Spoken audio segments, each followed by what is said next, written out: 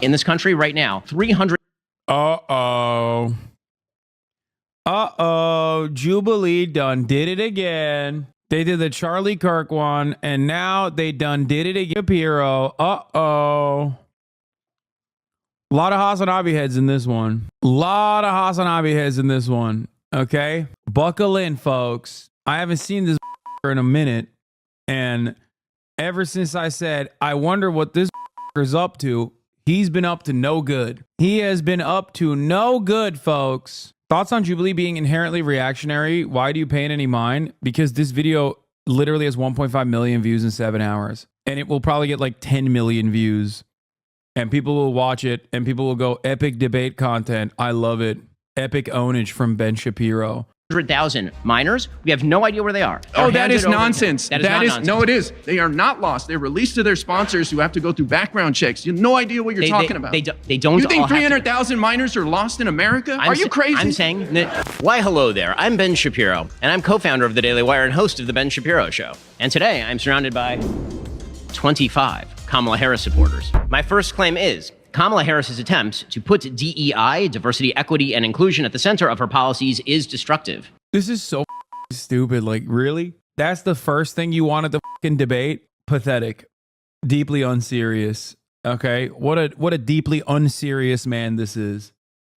God, Republicans are so wild, dude. They got nothing going on. They are literally reveling in their own unimaginable amounts of victories. They have dominated every state legislature at this point. They have. That's why they have to like make up new shit to be mad about, bro. I swear to God. How's it going, dude? Morning, Josh. Where do I get one of those hats? Oh, my boy made it for me. Nice. So yeah, first of all, we're standing on stolen indigenous Tongva land, right? This is Where do I begin? So land acknowledgements are the hollowest, shallowest thing that you can do. I'm sorry. I'm sure that there's some indigenous people in this chat that will tell me that I'm wrong or something, but it is like peak radlib bullshit.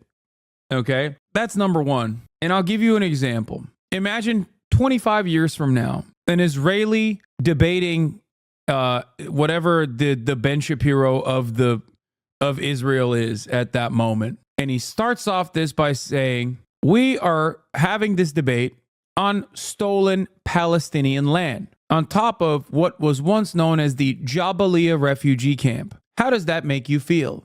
Does that right the wrongs of the past? Does that do anything? Because the reason why I'm using this as an example is because it's happening right now. So you can get a better understanding, a better sense of what the fuck's going on. Okay? Anyway, optically speaking, Ben is shocked by someone so liberalized that they are doing a land acknowledgement as soon as it started. I'm not gonna lie, I would have hit that red flag so fucking fast my arm would snap out of his socket. Like, my arm would have shot up so fucking fast, there would be, like, people would not have even seen me put it up. Like, they'd be like, what the fuck happened? Actually, I would have fucking blasted that shit faster when I saw the hat. This isn't a radlib take. You are simply incorrect. As a black American who doesn't have immigrant lineage, I think it's important that there's historical accuracy. You are out of your depth. It's okay to be wrong. You're right. Okay. As a black American, let me ask you this question. Would you rather have reparations, or would you rather have someone, before every conversation starts with you, go, I acknowledge the historic wrongs that have occurred under chattel slavery. What do you think is better?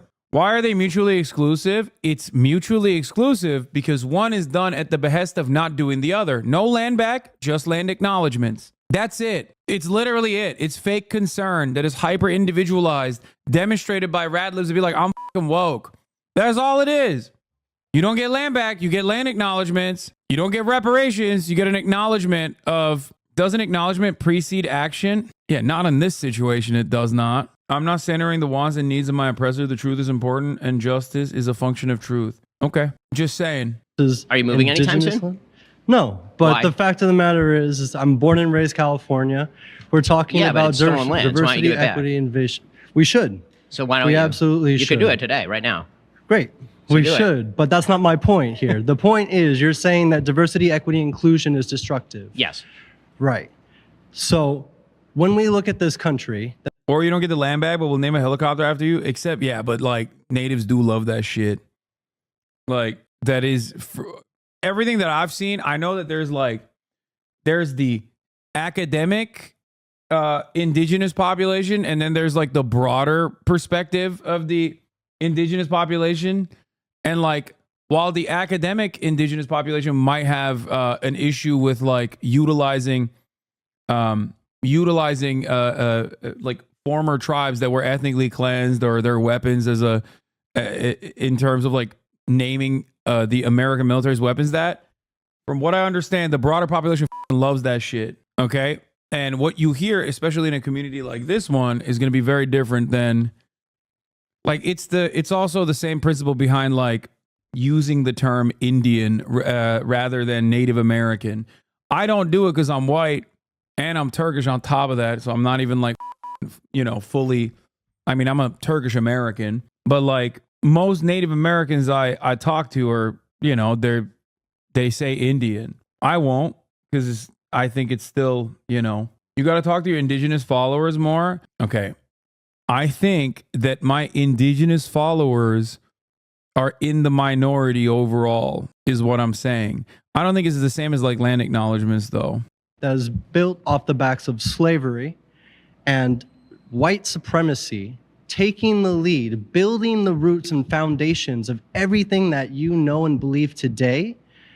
It's ironic to see a Black and Indian woman who's rising up to the occasion against society, pushing them down. And this isn't just the fact that they're Black and Indian and a woman. It's the fact that Can you give me an example of how society pushed Kamala Harris down, please? The demographic of people is what I'm talking about. Well, yeah, but you suggested that Kamala Harris is being pushed down by society. I'm not suggesting that, no. I mean, that's... So Okay, my boss, point is saying that... I'm sorry, you've been voted out by the majority. Please return to your seat. Good to meet you. Whoa. Man. Hey, Ben. Hey, how's it going? Nice to meet you. So my opening question to you would be, why is that a destructive thing? Why is that a bad thing when... Most Native American people do not feel comfortable with Indian because it's literally not what they are by definition. I will never make an argument to call Native Americans Indian. I don't do that anyway.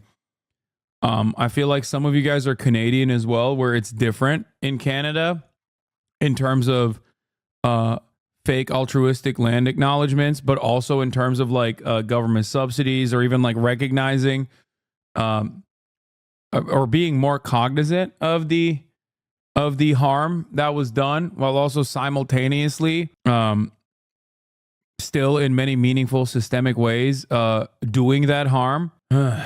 Anyway, we're not going to have this conversation. You guys are right. Okay. I'm sorry. I apologize. Please stop yelling at me. This is a 2-hour video. For a long time in this country, I feel personally that white men have had an advantage over some communities that have been discriminated against. So why would you say that that is a destructive thing and not, maybe making up for lost time? Sure. So let me explain what I mean by diversity, equity, and inclusion. So the basic theory of diversity, equity, and inclusion is spelled out by people like Richard Delgado, who's sort of one of the founders of, for example, critical race theory, is that essentially disparities equal discrimination. That if you see any disparity between one group in the United States and another... Dude, that's not true. I'm an enrolled member, and when I'm doing rifle education, I'm Indian. But when I talk in front of a council, I'm First Nation. But in reality, HasanAbi, please, is liberal shit. See, when someone says First Nation, I'm like, that's a Canadian right there. That's someone living on occupied Canadian soil. Canadians say First Nation. Canadians say First Nation and also Indigenous.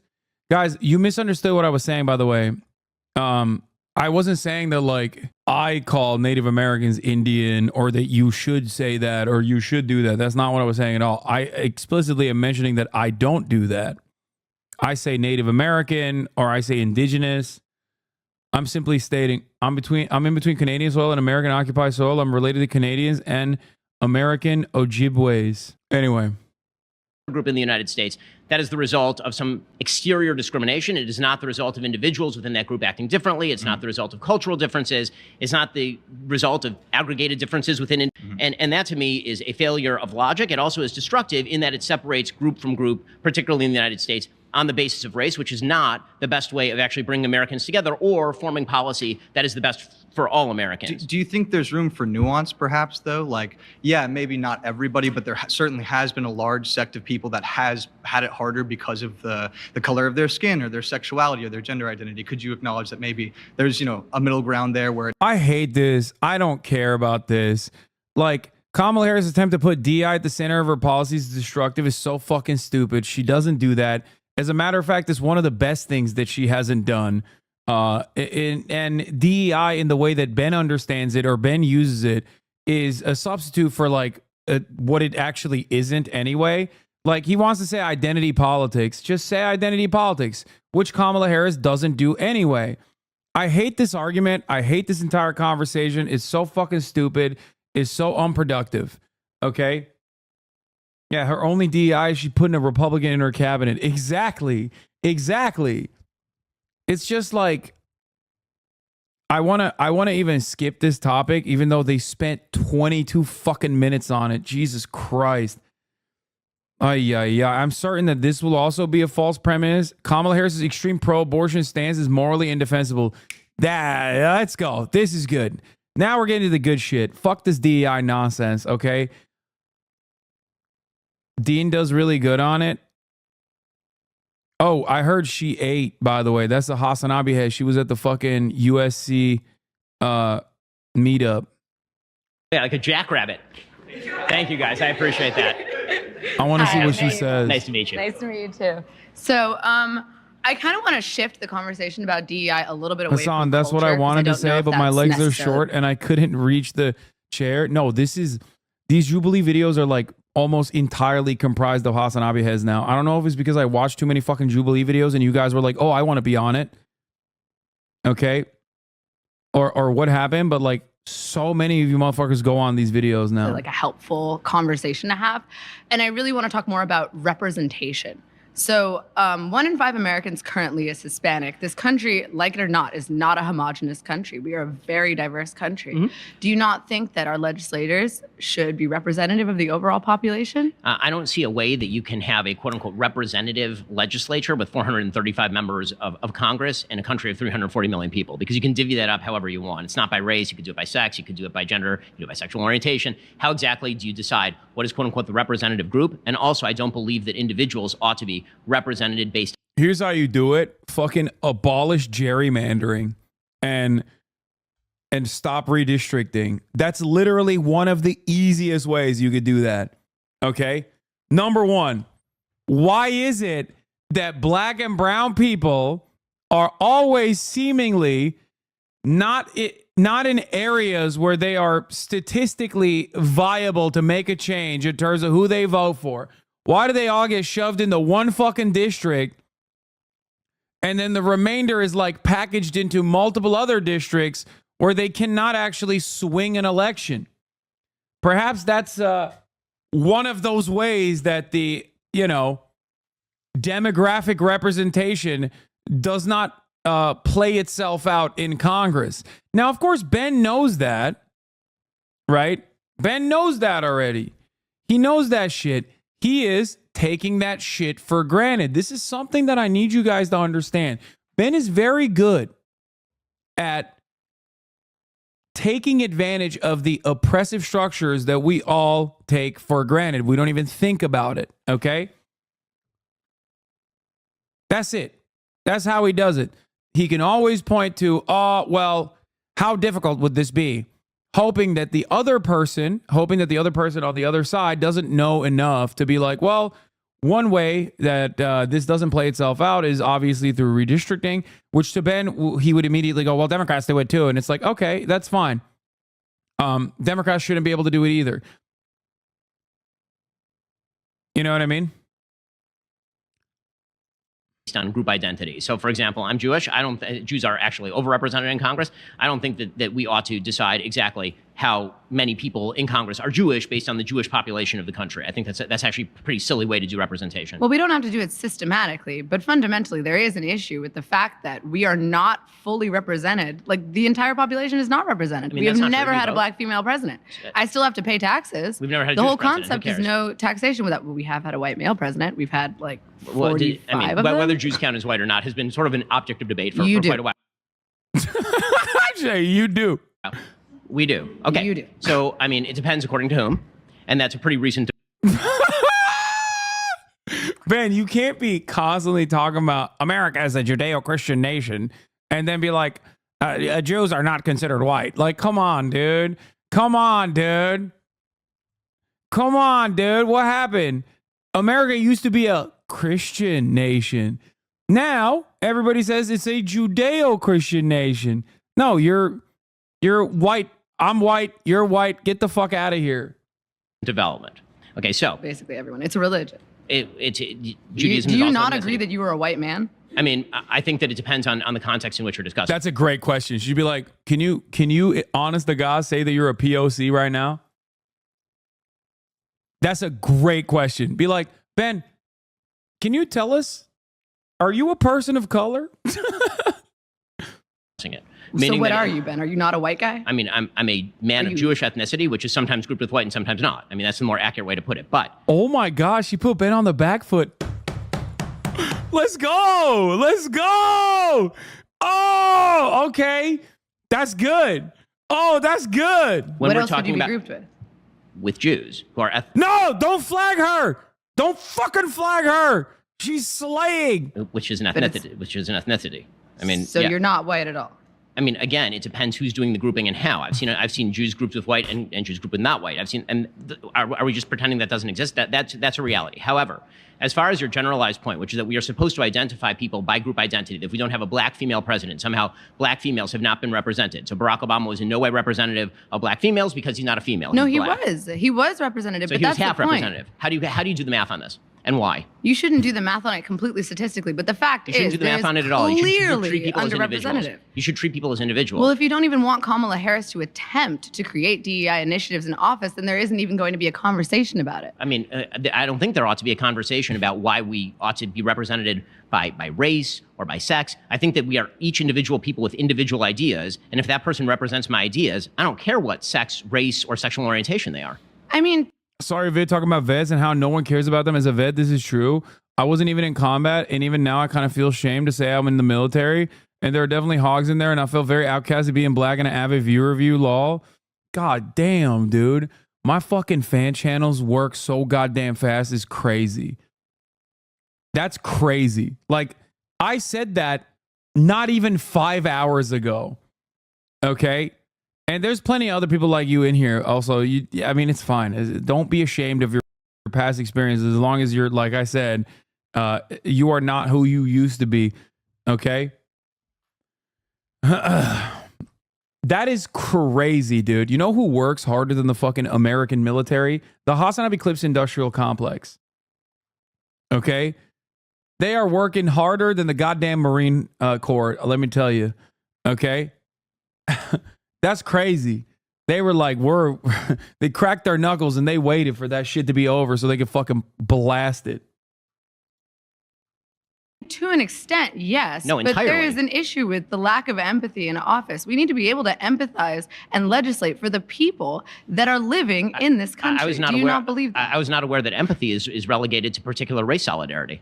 No, but I mean, it's easier to be empathetic towards people whose experiences you can fundamentally understand based on your identity. Like, do you not believe that people have an inherent bias? So first of all, I'm based not on sure. identity? I mean, we can start with the empathy itself. I'm not sure that empathy is always the best basis for actual public policy, because when you have group solidarity and empathy based on group solidarity, you're going to attempt to actually benefit the group with whom you have solidarity. So that actually cuts against But generalized that's like a public fundamental policy. thing that just exists, which is why Wait, but like, Ben, once again, taking advantage of the fucking environment that like group solidarity is already occurring, and it's occurring for white men.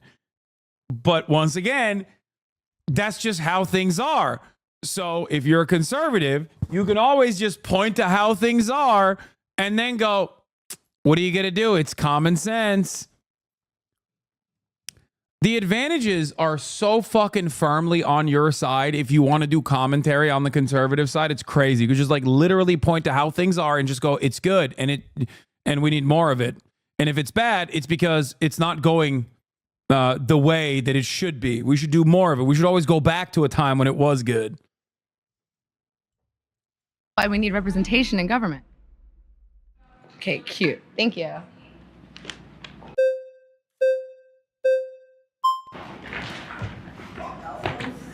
Wow, he got it this time. All right, nice. Good to see you. How are you doing? Doing all right. How are you, Ben? You know, it's been All right, liberal Spider-Man. Let's see what you got today. I hope he fucking cooks his ass, dude. Yeah, it's a little bit of like an interesting setting being surrounded by 20 people that disagree with you. I mean, the truth is I grew up in LA and then I went to law school in Cambridge. So I'm a little used to it. It's not, yeah. Yeah, why don't you say he went to law school at Cambridge? Yeah, he went to Harvard, dog. Just say it. What's so embarrassing about that? Anyways, let's talk about DEI. Do you think that Trump should have won 2016? I'll wrap it in. It's conceptually relevant. I'll demonstrate the relevance. Okay, sounds good. By what measure? Do I think he did win or do I think he should have won? Do you think he should have won?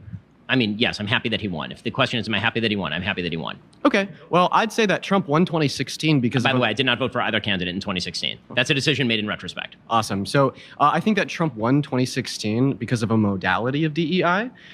Essentially, what I'd say is the Electoral College, right, strives for inclusion of smaller states with lower populations by overrepresenting them in the overall vote. I love this argument so much. It's so dumb, but it very quickly gets to the heart of how fucking silly the DEI shit is. The Electoral College's DEI is the best. Was it him or was it the other white debate kid on TikTok that first cooked that shit up? When I heard it the first time, I was like, damn, that's you're chefing. Okay, excellent. I don't know which one of them came up with it, but great one. Great fucking bar, okay? Like, you could correct me if I'm wrong, or the SAN fact checkers can. I'm pretty sure that over the last 25 to 30 years, Republicans have won the presidency given the Electoral College, not given the overall popular vote. So if you're against DEI, if you don't want inclusion on the basis of race, inclusion on the basis of gender, or even what you're saying earlier, we could even say inclusion on the basis of class, why do you want inclusion on the basis of population, rural areas, states, etc.? We should actually use a better example. Why don't you just ask if I believe in the U.S. Senate? Right? The U.S. Senate, this would also apply to the U.S. Senate. Right, okay, so let's use the U.S. Senate because the U.S. Senate is actually even... It's the greatest deliberative body in the world. more unrepresentative of the general population than the Electoral College, which is at least a rough approximation. Yeah, if it wasn't for the U.S. Senate, we wouldn't care about states like Montana. It's like we don't. That's why it's a nuclear dump, okay? That's why the nuclear silos are there, okay? So that they could be the nuclear sponge. We don't. We literally don't. Don't act like you do. Shut the fuck up. It'd just be funnier to hear you say that you shouldn't have voted for Trump in 2016. But we could talk about. That's a different subject. But yeah. I'm very happy that he won, even though I didn't vote for him. I mean, we can talk about Trump later. Yeah. We've already done a bit. I'm sure we'll do more. As far as the idea that every elected body has to be elected based on population as opposed to based on the area of geographic distribution or the states that actually pre-existed the federal government. Okay, the way that the Constitution of the United States was created was as a contract between sovereign states, which is one of the reasons why, for example, you have a United States Senate as opposed to just a House of Representatives. So is that a form of DEI? That seems like a stretch to me. What? The kind of DEI that I'm talking about specifically would be separating human beings based on inherent characteristics, like, for example, race, as opposed to suggesting that the United States Senate, which is obviously Oh, he doesn't like it. He doesn't like it when you use the Electoral College. He's like, no, I want DEI to be what I think it is. Okay? I want DEI to be what I think it is. You can't make the argument about diversity, equity, and inclusion for anything else. It just means black people. That's why I love this line of argumentation. It directly fits the bill. And it's just like, it's like a good thing to just throw in the face of Republicans because they immediately have to turn around and be like, well, I think it's just black people. I'm saying black people when I say DEI. Representative of the general population. Well, seemingly my point is that's just a check and balance, right? Well, seemingly my point is that this is another modality of DEI. I've no problem with you explaining to me, right, why the Senate or the Electoral College would be given the U.S. Constitution and like some contractual agreement that they had between the sovereign states. That's fine. But what I'd say is that your claim here would just imply that the Constitution upholds DEI within our electoral Why are you ragging on what he sounds like? Disagree all day, but why shit on something he can't control? Because he sounds like a fucking nerd, okay? That's why. I'm having fun with it. Shut the fuck up, bitch. You sound like a fucking nerd too.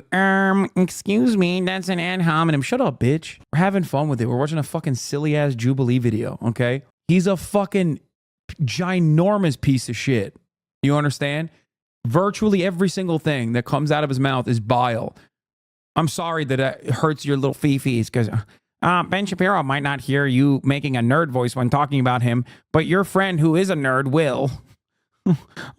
He's acting like you're making fun of a disability. Yeah. Processes. If your claim is so, do you think that the Constitution upholds DEI in the sense of including smaller states with less representative populations? That is a true stretch of the meaning of DEI. But I get your point. I mean, if the idea is that the only thing that is not pure DEI in a democratic context would be sort of popularly represented votes, then I think you can make the case that basically you should get rid of every representative institution. We should go to a pure democracy because... Well, I'm not making a case for what we should replace it with. I'm making the case that it would uphold DEI. We could talk about what other systems should function in the case of the Electoral College or in the case of the Senate, but that's a completely different conversation than are these systems upholding DEI. So again, I think that you're definitionally stretching DEI. If DEI is the basic idea that all disparities equal discrimination and must be rectified by government interventionism, which is sort of the definition, then stretching that to mean the Electoral College seems like you're going pretty far afield to defend. No, he's not. No, he's not. He's using the appropriate language when he says the Electoral College or the Senate, if you want to talk about that, is a modality of diversity, equity, and inclusion. It is directly designed to create some sense of equity and inclusion from states that are significantly smaller. Okay? That's it. The problem here is that you either don't know what DEI means or you know exactly what it means, but you're using it in a different way because you're using it as a substitute for non-white, non-man, usually just a substitute for black. But in this case, Ben Shapiro is an equal opportunity hater for the most part. So maybe he means like non-white male. That's it. It's the same exact reason why we never say that like Tim Walz is a DEI pig. We never said Joe Biden is a DEI pig. Right? They are. And a very broad concept as specifically badly applied. Wait, 1 second. I don't think that we need to say that DEI is equivalent to disparities equal discrimination. We could just see that DEI is like a qualm for disparities in general, right? And what we apply here in this certain modality when we're talking about the Electoral College, when we're talking about the Senate, is we're trying to qualm the disparities of the lack of population in rural areas. We're trying to qualm the disparities of smaller states compared to larger states. And seemingly, you haven't really given me a response to this apart from calling it a stretch, but I do appreciate you for No, I mean, it seems to me like the argument that you're making is that in order for there to be calm and sort of conciliation inside the United States, particular racial groups have to be given particular benefits. Okay, well, because that was the argument with regard to the states in the United States, right? When the Constitution was formed, the way that you came to an actual agreement in the Constitutional Convention is states were not going to sign on unless they got particular guarantees of the interests of those particular states, right? So if you're claiming that that's DEI, then the response that I would... Ben is literally saying, Ben just described the concept of equity and then said, and this is why it doesn't fucking fit the bill of DEI. Would have is right, because that's how you have to come to an agreement. So if you're going to make the parallel argument with regard to DEI in, for example, the racial context, you then have to make the case that the only way that you can have conciliation in the United States is for particular racial groups to be given specific racial benefits, and otherwise the country is going to split apart, which is an argument with which I generally disagree, even if I agreed with the way the Constitution was formed. Yeah, so I mean, I don't see like your parallel here, right? I think that DEI could exist in multiple modalities. My argument in a nutshell is nothing more than the fact that he's saying DEI means give black people benefits is so slimy. Yeah, that's the problem. That's the problem. Ben keeps not saying the quiet part out loud, but pointing to it that DEI means black person. Okay. The fundamental disagreement here between Timothy Chalamet, woke Timothy Charlemagne and Ben Shapiro is that technically the Electoral College, something that Ben would defend, or the way that the Senate is structured, another thing that Ben would defend, is built on the principles of diversity, equity, and inclusion. Ben is constantly going back to the argument that like, nah, it just means black people. But without openly saying it like that, because he would openly say it like that, then you would realize like he's a racist piece of shit. He's a racist piece of shit who avoids certain realities, like you avoid the top of the hour ad break, you know, by subscribing. That is Tom Holland, woke Spider-Man. He could be Libethy Chalamet. I don't know. We're being anti-white racist right here. Here's the 3-minute ad break now, by the way. Punkcushion, thank you for the 10 gifted subs. We see disparities existing in rural areas compared to metropolitan areas. We see disparities existing in the size of a state and its overall population. And you're qualming these. And you're right. Can't tell if you like this kid or not. No, I do like him. I like him. I think he's a little bit too libbed up. And I hope that he like doesn't fall full tilt debate lord. I mean, he is doing that right now. But I think that, what's his take on Palestine? I don't know. I actually have no idea. Like, I like him more than I like Harry Hasan, for sure. Like, there were a couple things that he said. There were a couple things that he said in the like previous one against Charlie Kirk, where was it Charlie Kirk? Like, where I didn't fully. I didn't think that he took the best route when like talking about Kamala's immigration policies, but overall, I think he's a pretty solid debater, and it seems like his heart is in the right place. And when people constantly fucking have guys like this and they go, oh, dude, he follows this, and like, I don't give a shit, dude. Like, I don't even care if you're a fucking fan of Destiny, if you're like literally constantly in his fucking community, okay? As long as you present yourself in a solid fucking fashion against someone like Ben Shapiro and make him eat his fucking words, I'm gonna ride for you in that moment. Okay? 1,000, even including, but not limited to, what's that other guy? The guy that was on the Nirvana cover when he was a baby who fucking hates me. I would have given Divorcelli a fucking shot if he actually didn't sit there and goddamn agree with Ben Shapiro for like most of the conversation that they had. So much so that even everyone's favorite centrist Lex Friedman was like, you guys agree on a lot, huh? That's crazy. Like that is, to me, that's unconscionable, okay? There's a couple things I don't like. There's a couple things I can't fucking stand. There's a couple things I don't like. One of those things is obviously like sitting around and just like fucking agreeing with Ben Shapiro. It's disgusting. It is absolutely disgusting. It's unacceptable. It's unacceptable when Anna did it too. I don't think it was fucking appropriate at all. This man is a goddamn demon. That's fucked up. The other thing that's unacceptable also, I forget what I was going to say. I don't even have a fucking 3-minute. Oh, the other thing that I thought that he did that was like fucked up was when he went on the fucking cake stream to like debate Nicholas Fuentes. Like, I don't think that was a good idea. There is no reason whatsoever, even though his platform is not that big overall and it's more beneficial for him. Even though his platform is not that big and it was somewhat beneficial for him to present himself in front of like a Nazi, I don't think that you should ever fucking sit across from a guy like Nick Fuentes and debate them. I just don't think that it's a smart way to go about things. Now, the difference there, of course, is that like if Nick Fuentes was like straight up in a prominent, elevated position, then that's a little different. Like has a massive fucking fan base and a massive audience and like tens of thousands of people who like hang on every word that he says, then you have to deal with that. But everything that you do leading up to that is basically giving him an additional platform, like having him over or going out and getting chicken and waffles with him and inviting him to your home. Like, these are all things that you should never do, especially when he had no fucking motion, no juice whatsoever. Like, when you do that, or when you fucking bring him on to like other podcasts, you put him through the fucking podcast circuit, like you are giving him clout, which is insane. I'm not saying that Dean did that, by the way. There's another person that did say that or did do that. Right, but the whereas DEI, losing the DEI response to that would not be like through like an over representation. And the DEI and I understand that your argument is, but my single-handed point here is that you would say, in some sense, that this is a reconciliation to introduce more inclusion in the sense of a state to state in their population. I mean, so if you make the concession that this is DEI, would you say in the same sense that we shouldn't have I don't make other the concession DI that falls practices. within the definition of DEI that I've used. And if your claim is that I'm now in favor of, for example, subsidies to rural areas at the expense of urban areas, I'm not actually. So do you think in that favor of DEI would only fundamentally. apply in the context of race?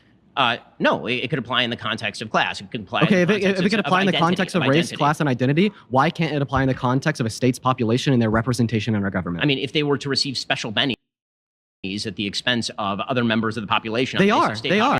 population- Wait, yeah. What do you mean? You're allocating political capital directly to a state that it does not. You're allocating political power to a state, not by the virtue of anything, but simply existing as a state. What the fuck does he mean? Wait, what does he mean by bennies? Is he a gonk? Oh, benefits. Isn't bennies like cyberpunk money? Oh no, that was Eddie's.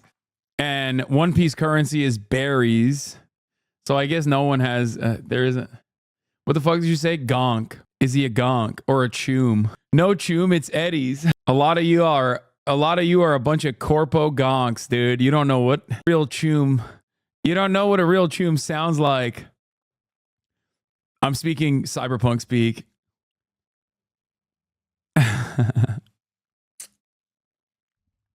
I'm gonna have a Johnny Silverhand moment. All of the words that I'm using right now that you don't understand is from a famous video game called Cyberpunk 2077. It was a very it was a board game with a cult-like following that turned into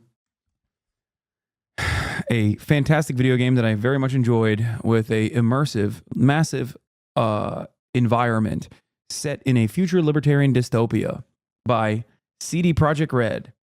Okay, let's continue. Yes, like Alabama or Arkansas are literally receiving special benefits insofar as a greater level of representation in our Senate and in electoral processes compared to people in California. I mean, for instance, that's my buddy Parker over there. He lives in California, right? And I live in Colorado. So I literally have more representation person for person in the sense of Parker's vote compared to my vote, because individualistically speaking, I'm from a state that has more representation, and the same thing could be said for multiple other states across America, especially in the Senate. There's two senators that represent me and everyone else in Colorado, and there's two senators that represent him and millions more people. How are you getting from point California. A, which is that California has 2 senators and Colorado has 2 senators, to point B, which is that we should have incredible racial carve-outs on the basis of group identity at the behest of the federal government? That is a very, very large stretch. And to No, it's not. No, it's not. You are desperately running away from the principle when it suits your political project versus the way that you want to represent what DEI actually is, without actually ever admitting that when you say DEI, you mean black people. You are embarrassed to say it because you're at least too smart to understand a common HasanAbi principle. There is a level of permissible racism in America. Ben Shapiro sometimes goes above it, but usually stays under that boundary in an effort to make himself seem like an intellectual. Okay? to get from point A to point B on the basis of the constitutional structure seems like you're going pretty far afield. I appreciate what you're trying to do, but you know, the rubber band only goes so far. That's the end of this claim. That's great. I appreciate it, man. Hopefully Thanks. we can talk more. I hear what you're saying. The other thing with like debate guys is that they have like respect for a guy like Ben Shapiro. I think that I have too much hate in my heart for people that spread that kind of hate. You know what I mean?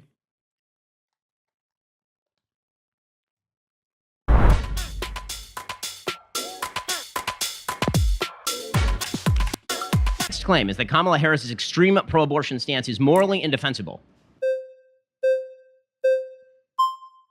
What's going on, dude? Meet you, man. Hey, good to meet you. Okay, so I just want to clarify the claim because sure. okay, so the claim that I'm making about Kamala What is up with this hat, my man? What's up with the dudes wearing like crazy shit to this? Harris, let's first say like what I believe her position to be. Okay, so she has not stated any abortion law that she would not veto. Right, so the Partial Birth Abortion Ban Act, for example, or late-term abortion bans, she would presumably veto that as President of the United States. That's the position that I'm taking in this particular prompt. Okay, so that is the position that I find morally indefensible. Okay, so again, I'm a very, very pro-life person, but I can see at least the sort of nuanced arguments that some people on the left try to make about abortion, even if I disagree with those arguments. The argument that she's making, which is effectively abortion until birth should be in no way regulated, I find that to be morally indefensible. Bro, you say to yourself, there's a lot of HasanAbi heads. I don't know. My understanding right now is that a majority of Democrats would not support abortion through birth. My understanding is the more popular position. I don't think any state lets you go through birth. I don't think this man is a Hasanabi head. I think this is a fallen Hasanabi head, maybe a former Hasanabi head. Maybe I'm off on that. Maybe there's a couple. California and New York, actually. Okay, understood. But yeah, I think the key claim is basically, I think most Democrats would want abortion within the first few weeks prior to the development of my personal moral starting point of life, is that the mind is the seat of consciousness. The brain is is where your self is. If you replace your heart, you have a robo heart, you're chilling. If you replace your brain, you're a different person, you're dead. And I think that when that brain first starts to develop, that's sort of where I see the beginning of life and where the fetus gets their first moral consideration. Would you agree that abortion before that point is tolerable? No, I don't agree with that. But again, quick question, just as far as defining the positions. Yeah. So would you agree that late-term abortion is indefensible? Yeah, I would. Yeah, that's not my position. Late-term abortion. You have officially conceded the argument to your opponent. Number one, don't do this, okay? Do not do this. There's not a single state in the United States of America where you can get a third trimester abortion without some sort of medical necessity, okay? Every single state. You cannot have a fun abortion. A late-term abortion implies that someone is going out there and just getting an abortion for the fuck of it, okay? That's not how this works. Just letting you guys know, this is a rhetorical trick that Republicans apply all the time. Okay? It's not a real problem, and it also should not be legislated. Now, the reason why it should not be legislated is because the overwhelming majority, if not every single person that gets a fucking third trimester abortion, is actually looking to carry a pregnancy to term. It is already a very traumatic experience for the fucking carrier and the family because they thought that they were going to have a baby. They thought they start buying cribs for the child. They start buying clothes for the fucking child. So you're unnecessarily complicating this process by adding a legal hurdle on top of it. And it will cause the carrier to potentially die. It is a silly fucking distinction that people make. Okay? It's a Republican trap, okay? It is a Republican trap. That's it. When people say legal at any stage, what they actually still mean is that it is legal in the third trimester, but you still need to get some kind of medical, some kind of medical intervention, because you can't get an abortion at that point without like direct medical intervention. It has to still have some kind of medical necessity. A psychological trauma could be made as an argument. Anyway, where is it? Current legal status, waiting period, no mandatory waiting period, legal at any stage,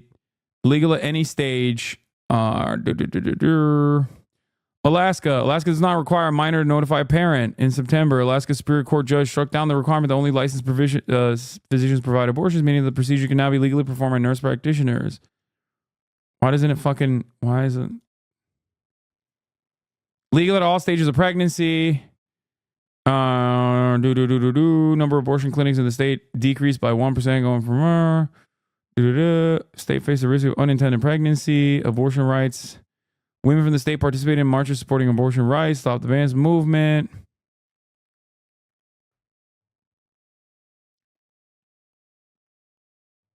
Yeah.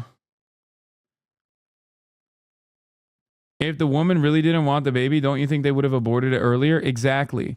It is a fucking stupid argument. Why the fuck would somebody carry a pregnancy to 6 months? The only hyper limited circumstances, like so unimaginably fucking marginal, is if someone found out that they were pregnant too late and they were not able to get an abortion earlier than the 6-month barrier. Okay? That's it. That is the only case. And even then, you can absolutely make an argument that this is to save the carrier. After all, abortions can still be deadly in the United States of America. As a matter of fact, much worse mortality rates than any other OECD nation. I think we're like in the bottom. Anyway.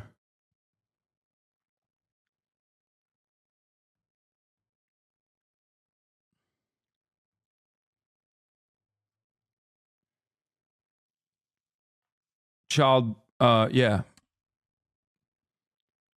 Too fat to know they're pregnant? No, that's not how that goes, man. Not all pregnancies are the same fucking... Why don't Kamala say that instead of saying we hate third trimester abortions? Because people have a hard time describing this shit. For the record, it's really stupid, and it is a ridiculous argument. It's a ridiculous argument to fucking present. They're just trying to find like something that sounds not so right. The entire process for the Republicans is to make it seem like women are being sluts and fucking around, and then they just like want to get a fucking abortion because they were just like, again, fucking around and being slutty, and they need to be punished by carrying a pregnancy to term. And they want to do it at the last second for fun. It's so stupid. It doesn't make sense. It literally is not a thing that happens.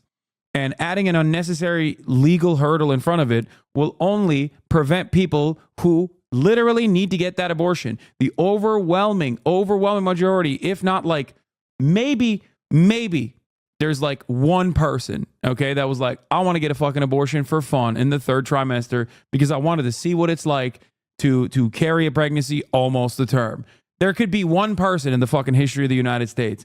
That does not matter, okay? There are tens of thousands of fucking women that literally go through this complicated process all the way to the third trimester and then have to get a fucking medically necessary third trimester abortion, which is a tremendous medical intervention, by the way. It's basically like, you know, where you are chopping up the fucking mother a little bit and the fetus too. And it is a devastating process. So it's fucking ridiculous that these guys want to shut that off because they have invented a person that is going to go and do it for fun. Okay?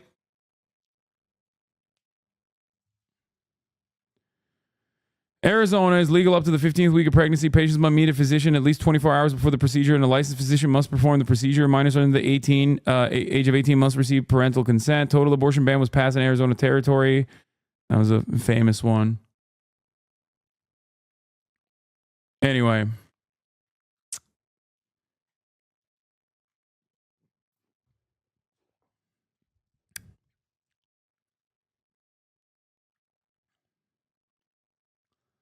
Did you already react to the Ben Shapiro Jubilee video, my king? I'm currently in the process of reacting to it. I just wanted to briefly mention that the concept of third trimester abortions are no different than like any sort of abortion restriction at any other stage.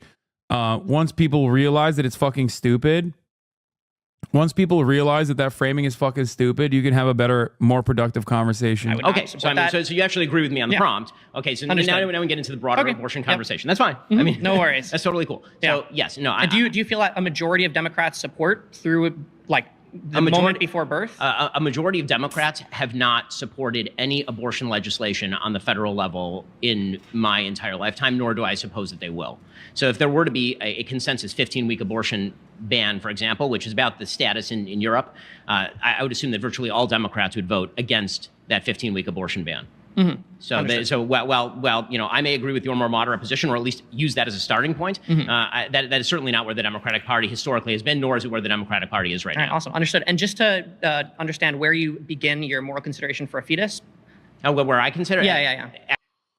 No, this guy's not a HasanAbi head. He's just trying to have a fucking philosophical conversation with Ben. There ain't no fucking way, dude. It's a dumb, unproductive way to talk to a charlatan. Okay? Ben Shapiro is not a serious person. Ben Shapiro is literally a professional debater. Okay? His job is to package his ideas in as short of a period of time as possible. You're never going to be able to have this long, convoluted conversation about the morality or whatever. Even though Ben presented the argument as Kamala Harris's extreme pro-abortion stance is morally indefensible, don't concede to the framing of your opponent ever. At conception. Mm-hmm. Right. So I believe in life, that life begins at conception. You now have a human being with potential, not a potential human being. And then the question is exactly what the moral value of that human being is. Once you acknowledge that there is, in fact, a countervailing interest to, for example, a woman's quote unquote right to choose, once you acknowledge there's an independent interest. Sure. Thank you so much for your time, Ben. Hasan, why did you wipe your Discord? I was having fun hating on Jews. That's great, man. I like that the mindset of these fucking delusional losers is so Republican, like genuinely, that they cannot find a problem, so they invent it on their own. This is no different than Steven Crowder being like, oh, trans people are competing in athletic competitions to exclusively defeat women by faking being trans. And then because they can't fucking find a single person that's doing that, they become that person. I like that that's what you're doing. That like you made up a story and now you're like, well, why can't I be the fucking guy? Are you admitting to Brigade to introduce anti-Semitism into our community? The answer is yes. That is precisely what that person was doing. But they're so fucking stupid that they think that this is somehow a solid way to do it. You made it. You're good. You can relax. Hi, how are you? Doing well. How are you? Hello. Nice to meet you. Oh wow, you look better in person. Okay, so That's very sweet of you. No, don't do that. I don't often get that, so thank you. Okay, it's fine. But yeah, how do you define abortion really quickly? Abortion would be the forcible termination of an unborn human life. Yes, but like, why do you hold that definition? Like, would you not assume like something like a C-section would be considered an abortion? No, because the baby is born alive. So how would that be an abortion? What does the definition of abortion have to include the death of a fetus? Because that's literally the definition of abortion. It literally isn't, though. Where are you getting this definition from? Where are you getting your definition from? Let's go to like do you like in like Mayo Clinic, like any fucking like hospital you've ever gone to before? Like, it's not a ha moment. She's not wrong. It's just like abortion is like, I guess it doesn't really matter, but like in the medical sense, what she's saying is not entirely incorrect, but it doesn't fucking matter. It's like being like, well, anti-Semitism, I'll have you know, Arabs are Semites. It's a Semitic language. Like, it doesn't fucking matter. It's a semantics argument that I think is not the best avenue of approach, unless she's going to use that as a jump off point for a broader point that she's going to make. A C-section ends with the birth of the child. Right, but I know, but abortion, both I and all three of my siblings were born via generally. C-section. Yeah, I understand this. I'm here. I'm talking to you. I know, baby. Thus I was not aborted. I understand this, but like yes, but like no. Well, yes, but like no. But no. You could simply say that abortion is simply the ending of a pregnancy, right? Did you really nuke your whole Discord server? No. Also, I have no control over my own Discord anyway. I have no fucking idea. If you think that I have the capacity to fucking nuke an entire Discord server, I would have fucking nuked it a long ass time ago. What is happening? What is this Discord now? Is this a new talking point?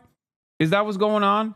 This is what we've moved on to. I like that because you can't find anything that isn't fucking clip-chimped into oblivion that I have said that I personally believe that you have issue with, that we have now decided we're going to move on from that to random people are being anti-Semitic to me online on Twitter, and even if they don't fucking follow Hasan, it still doesn't matter. It's still his fault. Good luck, dude. I'm sure you will be able to find a fucking goalpost that you're going to arrive at, that you don't have to fucking move on, okay? That you don't have to fucking motorize as much. So the ending of a pregnancy outside of the natural birth of a fetus. So I don't see that. I don't see why you would say that like it would have to end in the death of a fetus, which is why I'm pro-abortion all 9 months, right? Because say if a woman is not able to pass a fetus in the natural way, we could have these other abortion processes that would say like, okay, like she needs some type of induction that doesn't include the actual natural expulsion of a fetus. But it doesn't always end in the death of a fetus. So I don't see how you could say that Kamala Harris' stance is immoral in this sense. I just don't understand how you're removing the death of the fetus from the equation. Yeah, if your baby dies inside of you in a miscarriage, you still have to get an abortion. Abortions are a medically induced miscarriage. If your baby dies inside of you, you have to get an abortion to end the pregnancy, even though the baby's already dead.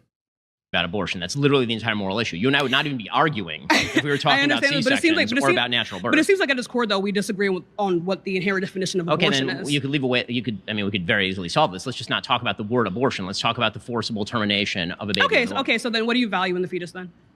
The life of the fetus. Okay, so then when is this? You said it begins at conception? Yes. And why is that?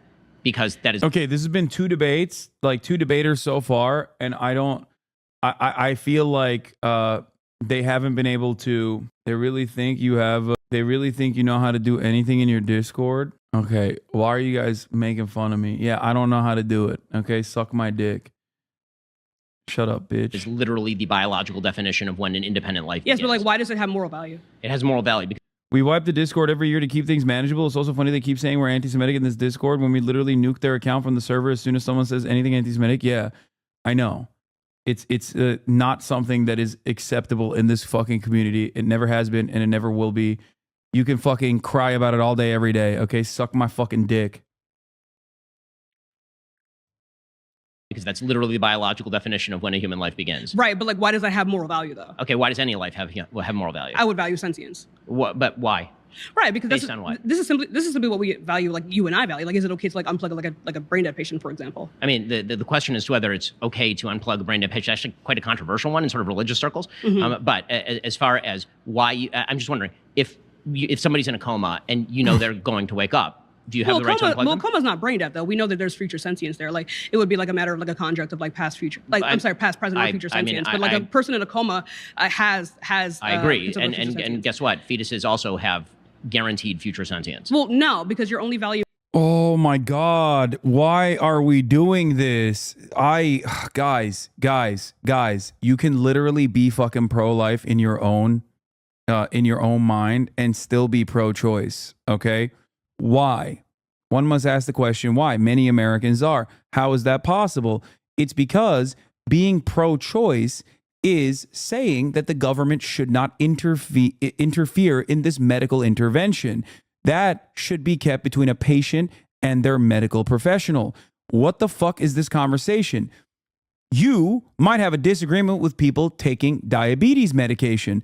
That doesn't make any sense. If you were to fucking run around and be like, I'm sorry, I think if you have diabetes, you should die. You should not be able to get insulin because I don't feel like it, because I feel like you made personal choices that caused you to get diabetes later on because you ate too much or some shit. Not talking about fucking diabetes that you get from from childbirth, but like diabetes that you got later on in your life. So you have to fucking die now because I feel like you made this mistake. That's a fucking idiotic argument to make. That is the argument that they keep making for abortion. That's it.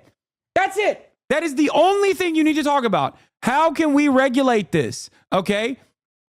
There is a fucking reason why this is such a deeply unpopular thing in the United States of America after the Supreme Court, with the Trump appointments, decided to fucking strike down Roe v. Wade after lying about it. Okay? After saying that it was a super precedent, that they would never touch it. Okay? Oh, the morality of the fetus or the sentience has no bearing in this conversation. Okay? One half of the conjunct. That's not right. So it would be past, present, or now future. You're changing the topic. I mean, we started with what's the value of the fetus. Thank you so much. Thanks a lot. Whoa! Like, I don't even think you should do the violinist problem, okay? I don't even think you should do the violinist problem.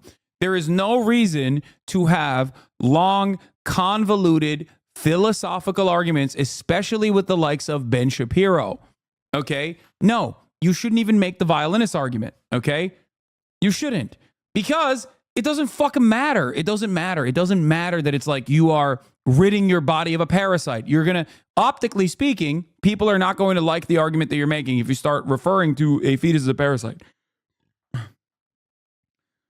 The violinist problem is, the violinist argument is that if there is a, what was it, like a fucking world famous violinist that one day you wake up and a world famous violinist is like strapped to your fucking body, and you know they did this without telling you, and now the violinist is on life support and can't fucking survive unless they are if you rip the fucking cord, the violinist dies, okay? But you didn't consent to having the violinist be attached to your body. You didn't know that the violinist was attached to your body, and now you can't do things that you want to do because the violinist is attached to your fucking body. The dude who uses that on destroys him, in my opinion. Okay. Spoiler alert, Ben uses this example. Yeah, it's a famous thought experiment, okay? Imagine waking up in a bed, disoriented, bleary-eyed, and confused. You can't remember how you got there. The bed you're in doesn't feel familiar. As soon as you get a sense of your surroundings, you notice a bunch of medical equipment around.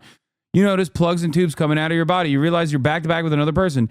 A glimpse in the mirror tells you the person you're attached to is a world-famous violinist, one with a fatal kidney ailment. And now you start to realize what's happened. Last night you were invited to the guest of honor at an event hosted by the Society of Music Lovers. During the event, they told you about this violinist whose prodigious talent would be taken from the world too soon if they couldn't find a way to fix him. It looks like, based on the medical records strewn around the room, the Society of Music Lovers have been scouring the globe for someone whose blood type and genetic markers are a match with a violinist.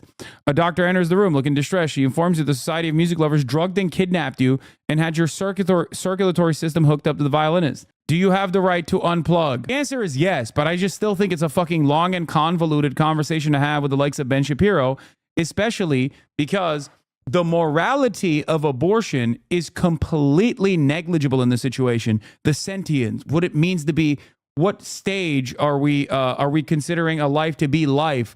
All of those conversations are completely irrelevant, okay? Autonomy rules over all. And on top of that, when we're writing legislation or when we're arguing that certain sets of standards should be kept the way it is, you don't have to make these conversations happen. You don't have to have these long, convoluted philosophical arguments. You want to know why? Because in practice, legislation is not always going to be perfect. But the goal of legislation, the goal of rules, is to ensure the maximum outcome of harm reduction, okay?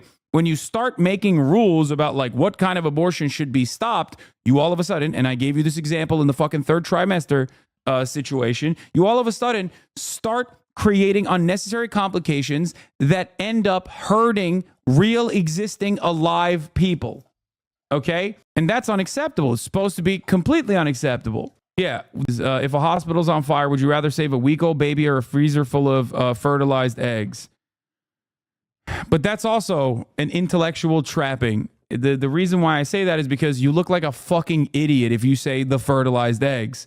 That's the only reason why you ever bring that up. It's a debate lord technique that I also apply, because technically your goal in that situation is to cause the other person to come across like a fucking weirdo.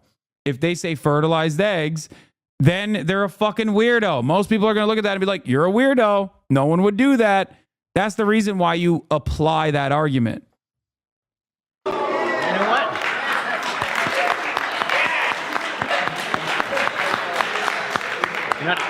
Just for, honestly, God, just for that, That's the thing. They view potential humans the same as actual humans. No, they don't. That's the entire point of this conversation. And that's precisely the reason why they make medical exceptions in the cases of incestuous rape or in the cases of rape in general. Even though technically that's a bullshit fucking exception anyway, because the legal process to figure out if rape even fucking occurred or not, already pretty fucked up with our massive backlog of untested rape kits, is going to greatly be longer than the fucking carrying the pregnancy to term to begin with. So it's bullshit. All of it is fucking bullshit, okay? It's bullshit. That's why you cannot fucking legislate this stuff. You cannot restrict this stuff. Anyway. Forfeit. That's like some serious efforting right there. Well done. I'll take really well it. done. Thank you. Yeah. So on the topic of abortion, I think we have a big focus on the moral aspects of abortion. They say they view them the same, but they genuinely don't. That's how that's how that argument catches them off guard. Yes, exactly. The fertilized eggs versus the baby argument is to expose that you don't fucking believe that it's murder and a life is a life. Okay? You don't actually believe fertilized eggs are a life. That's it. If you did, you would not have any medical exemptions. You would not allow any abortions to happen, even if it was a rape child, even if it was a child that was giving birth because they were raped as a child. Okay? You wouldn't. Technically, Alabama and other states that have like no exceptions whatsoever are actually more honest about their fucking barbarity. Okay? Abortion, but I do think we should talk about the legal aspects of life, because when a baby is born, two things happen: birth certificate, social security card. When there are a fetus, when it's like cells in the body, you don't get the birth certificate, you don't get a social security card because it's not alive, it's not born yet. Therefore, when it comes to like the moral repercussions of having abortion, I feel like that's very different than legally, because if a cluster of cells in a woman was equivalent to a baby, I should be able to have tax deductions on that kid. I should be able to have child care from the government. I should be able to have child support from the father. But since like the clusters of cells is in fact not a baby, I feel like morally, you can say whatever, but legally, morality is a trick in this situation. Ben is saying morality because it's a trick. If you want to use morally indefensible, if you want to use the premise that he set up, don't talk about the morality of the fetus, but talk about the morality of the harm, the much larger harm that is being conducted here when you enforce this insane restriction upon an entire population of people. the clusters of cells is not like so sort alive. of hiding behind the legal positivist position, I think, to shield against the morality. Yeah, hiding behind the legal positive disposition. Shut the fuck up. What do you mean? That's what you're talking about, okay? That is what you're talking about. It's morally indefensible is just seasoning that you're adding to the conversation. Here is a problem, and I'll tell you why. Okay. So when it comes to, first of all, don't threaten me with a good time. I'm perfectly happy to have people pay paternity for children that are currently in utero. Okay. Like that's fine with me. In fact, I think that'd be quite good. I think it would incentivize fathers to stay with the mothers and actually be more responsible. But if we're talking about legal status, there are plenty of people in the United States, for example, who don't have legal status right now, who don't have a social security card, for example, in the United States. Obviously, we can't kill them. They're legal immigrants. We shouldn't murder them. There are lots of people in the legal status does not, in fact, equate to moral status in any sense of the term. I mean, that it's true, for example, that children can't vote and don't actually have control over any of their. Oh, okay. Just the only question you have to ask is like, do you believe life begins at conception? He's going to say yes. Then you're going to say, okay. That's the reason why you want abortions, correct? He's going to say yes, because all abortions are murder. He's going to say yes. Then you're going to say, do you not believe that there should be exceptions for rape, incestuous rape, and the like? Would you force a 12-year-old, would you force your own daughter to carry a pregnancy to term by force, even if it was a product of incestuous rape? If he says yes, he looks like a fucking clown ass anyway. You basically optically won the argument. Okay? You basically optically won the argument. Then you can start talking about how fucking insane that is. Charlie Kirk did say yes to that. I remember. Okay? I remember. Yes, Charlie Kirk, they walked Charlie Kirk step by step through this process, to which he responded with yes, yes, and yes. Okay? Then you can basically say that is unconscionable and unimaginable cruelty that you are subjecting a 12-year-old to. You should have your child separated from you by Child Protective Services for the crime of forcing them to carry a pregnancy to term. Oftentimes a procedure that is so devastating that your child might not even survive. So the argument here is insanely stupid. You would rather kill your 12-year-old child who was a victim of rape in order to maintain your supposed quote-unquote moral integrity than, engage in this life-saving medical intervention. So that's the fucking stupid argument. Also, the other argument for Ben that you can make is Judaism, which is ironic because Ben is Jewish. Judaism does not have the same restrictions on abortion that like the false interpretation under Christianity does. So there's also that aspect of the conversation. It's literally permissible under Judaism. Their decision making, right? I have 4 kids of my own and I control their decision making because they're very small. Okay, that doesn't mean that I get to kill them. So the idea of legal status, thus being the basis of a moral status, is putting the cart before the horse. The truth is that it's because things have a moral status that we give them a legal status, and obviously you can see that state by state, right? For example, even in the state of California, they had something called Lacey's Law for a while. I think it's still applicable, where if somebody killed a pregnant woman, that could be treated as a double homicide in criminal law. Okay, that sort of stuff applies all over the United States. So using the legal as a substitute to sort of evade the moral question ignores the fact that people make law in the states based on what their moral perception of the issue is. The law follows. There's a much greater moral harm that you are subjecting millions, tens of millions, if not hundreds of millions of existing, living, breathing Americans in an effort to abide by a standard that your religion does not actually have. You're doing this for Christianity. That's number one. Okay, because you're a cuck. And two, this standard is not even one that anyone actually holds on to personally. Okay? It's so stupid. Yeah, he's a massive Christ cuck. Perception, not the other way around. Yes, I agree, but I think there is a problem with the moral perception, especially when you consider that morality varies all across America. It's not uniform anywhere. And that's a big problem, especially when you see in the South when they're having like 6-week abortion bans, which is detrimental to women's health. Because as we see in Georgia right now, there were 2 women who were pregnant who went to a hospital, get health care, and they were denied that care because there was confusion surrounding abortion laws. That's why I focus more so on the legality aspect of it, because that's something that's uniform. That's good. Something That's that a can good be known. argument, It is though. uniform, though, right? I mean, it does vary state to state. I mean, as you yourself just acknowledged. True, yeah. Yeah, it didn't.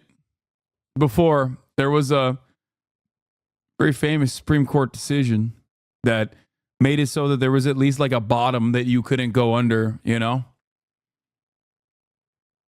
Kind of why we're having this conversation right now, Ben. Because it was overturned. I don't know. Yes, So, it you know, does. when it comes to sort of we can get into the specifics of those particular Georgia cases. One of them particularly has been relatively badly covered. It's about a woman who took basically both doses of the abortion medication. She took it without the supervision of a doctor. She then experienced essentially sepsis, and she went to the hospital late. And then under no interpretation, by this point, she had twins. Both of the fetuses were unfortunately dead by this point, so there actually was no legal problem with performing a DNC at that time, and the hospital misinterpreted the law. You know, but without getting into more details about that particular case, the real question when it comes to abortion is, was, and always will be how we weigh 2 separate considerations. One is the moral value of the life of the fetus, and the second is the woman's right to choose. The problem is that these are sort of mutually exclusive, meaning that I don't have a right to choose about your life, right? About whether I get to kill you or not, or about the children that I have who are already born. And so the right to choose is obviated by the acknowledgement of a moral status on the part of the child, and vice versa. Right? If you're willing to say that the child has no moral status whatever, then there really is no problem with abortion. The big moral problem I have with the sort of Kamala Harris position and the position that I have. Sorry. Mm-hmm.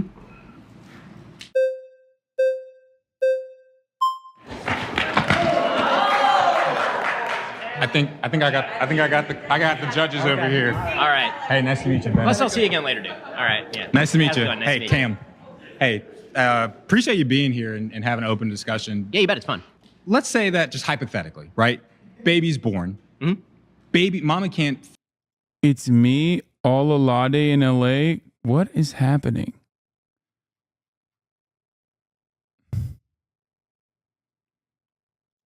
Are you in the video? Is that what it is? Why do you keep saying in LA, Koreatown?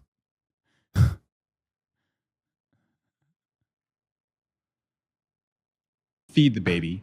She's not breastfeeding. Baby dies. Morally, do you feel like that would be better than if the baby would have just been like aborted before it was born? I mean, I'm not sure that there's any. I mean, I think that it's significantly worse to purposefully kill a child rather than accidentally or through circumstances kill a child. Not accidentally, right? She cannot. She didn't purposefully kill the child. She can't afford it, right? I mean, she can't afford to have the baby, and so you're saying that Kamala Harris is extreme, but your stance is that women are being forced to have children, even if they decide that for whatever reason. I don't care. I don't care. But for whatever reason. Why don't you care? Because you give me a very specific example. Because it's not between me. I don't like this argument either. Like, it's like almost like a pro-eugenics argument for abortion. I think that you're unnecessarily conceding to something that most people will not look fondly at. You know what I mean? It's just... What? I'm not going to rape you, I promise? What the fuck?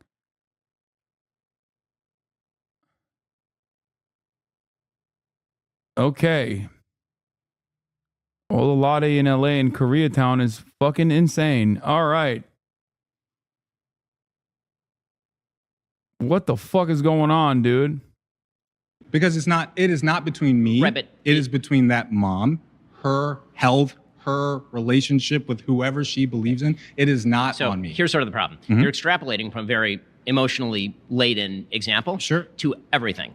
And I'm wondering how you're doing that. So you give me a case in which you have a woman who, for whatever reason, literally cannot feed her child for some reason. Adoption's not available. There are no food stamps. There's literally nothing. She's in a desert by herself, and the baby. What do you say to people who say they're pro-life because their friend almost got aborted, so they wouldn't exist if their mother got an abortion? What? What an insane fucking question. That has nothing to do with like forcing women to carry pregnancy as a term. Great, man. Like, glad that your fucking friend is alive. Like, what? That's what 14-year-olds say? Is it? I have not heard that at all. I'm an abortion survivor. Technically, I'm an abortion survivor. My mother almost had to get an abortion. When my mom and dad were in England, the fucking local healthcare provider literally was like, yeah, your baby's gonna fucking die.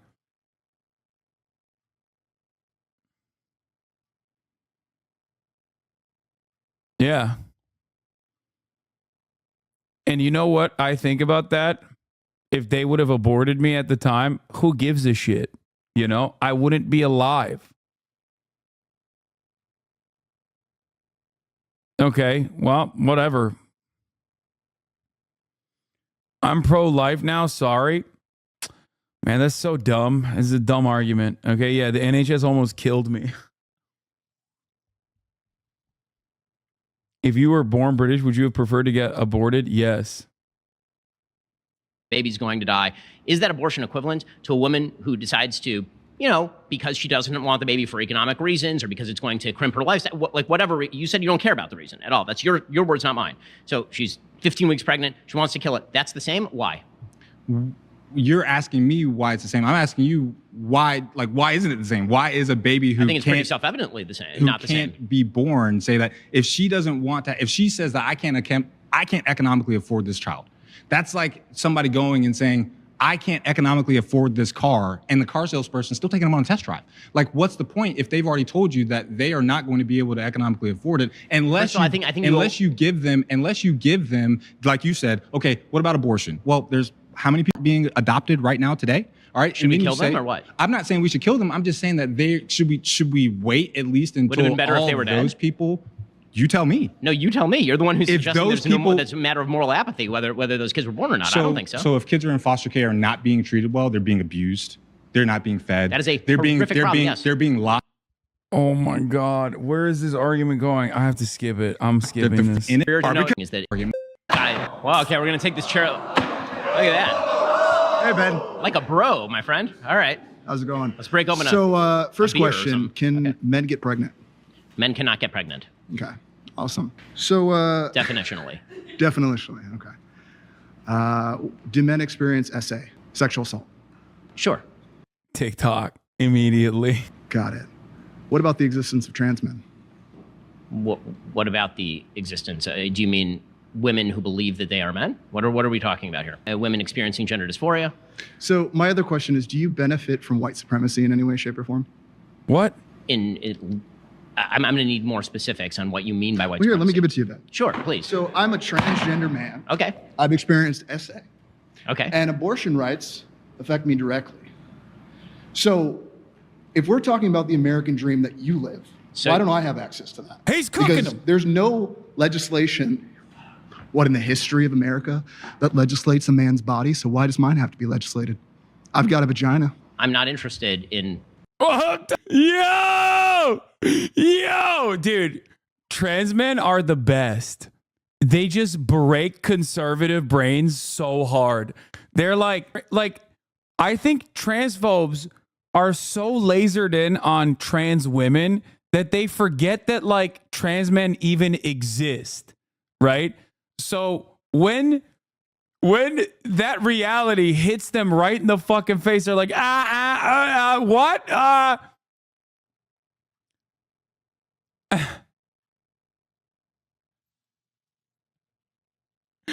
He just short circuited. He called him bro. He probably regrets it now. Exactly. Watch Ben try to desperately misgender this trans man after correctly gendering him. Oh, that's great. Wonderful. Wonderful stuff. I didn't know where he was going with that argument, with the whole, like, do you benefit from white supremacy or any of that?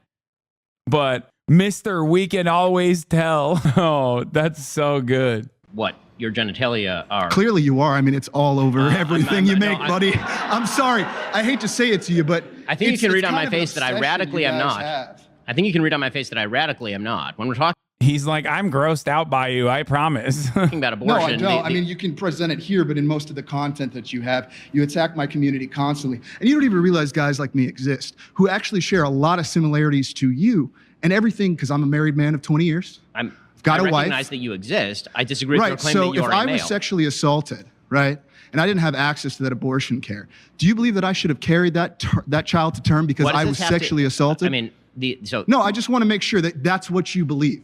Because as a transgender man, I have seen your side of the entire political debate, never ever having the conversation of what an American freedom is. Because why am I not allowed to live my American freedom as a man? You know, I mean, you get your choice as a man to live and free and all that. You're really moving around terminology very wildly here. And so, no, he's not. No, he's not. The problem for you, Ben, is that you have a duty to present yourself as a transphobic person who firmly has a commitment to misgendering trans people that are in your vicinity. But the problem is, because gender is demonstrably expressive, you are having a hard time doing that because of what is in front of you. You have already openly treated this trans man as a man. So now you're trying to fucking desperately be like, well, you're throwing terminology around. No, he's not. He's not. He's not throwing terminology at all. It's just his existence is short-circuiting your brain right now because you have your political ambitions on the one side, and on the other side, you are like, how am I going to be able to maintain my posture and like keep correctly misgendering him? That is amazing.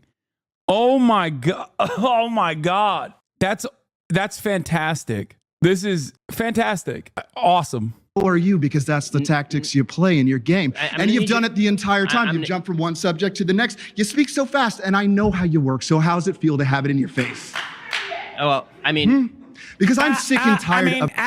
He's literally short-circuiting. He's like, dude, it's so awesome because he's also like a larger presence.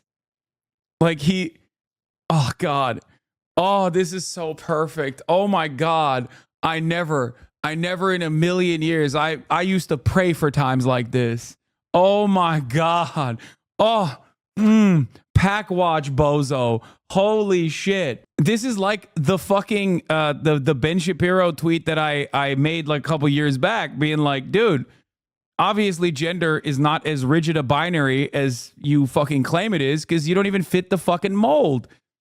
The man in front of you, literally in a lineup, fits more masculine features and has a more masculine outwardly presence than you do, Ben. He's taller than you.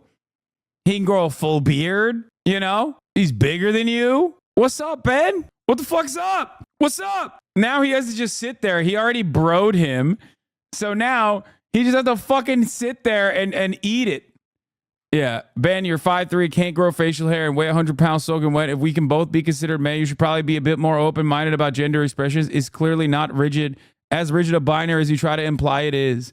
131,000 likes. Masculinity and femininity exist. Outward indicators of masculinity and femininity exist in nearly every human culture. Boys are taught to be more masculine in virtually every human culture because the role of men is not always the same as the role of women.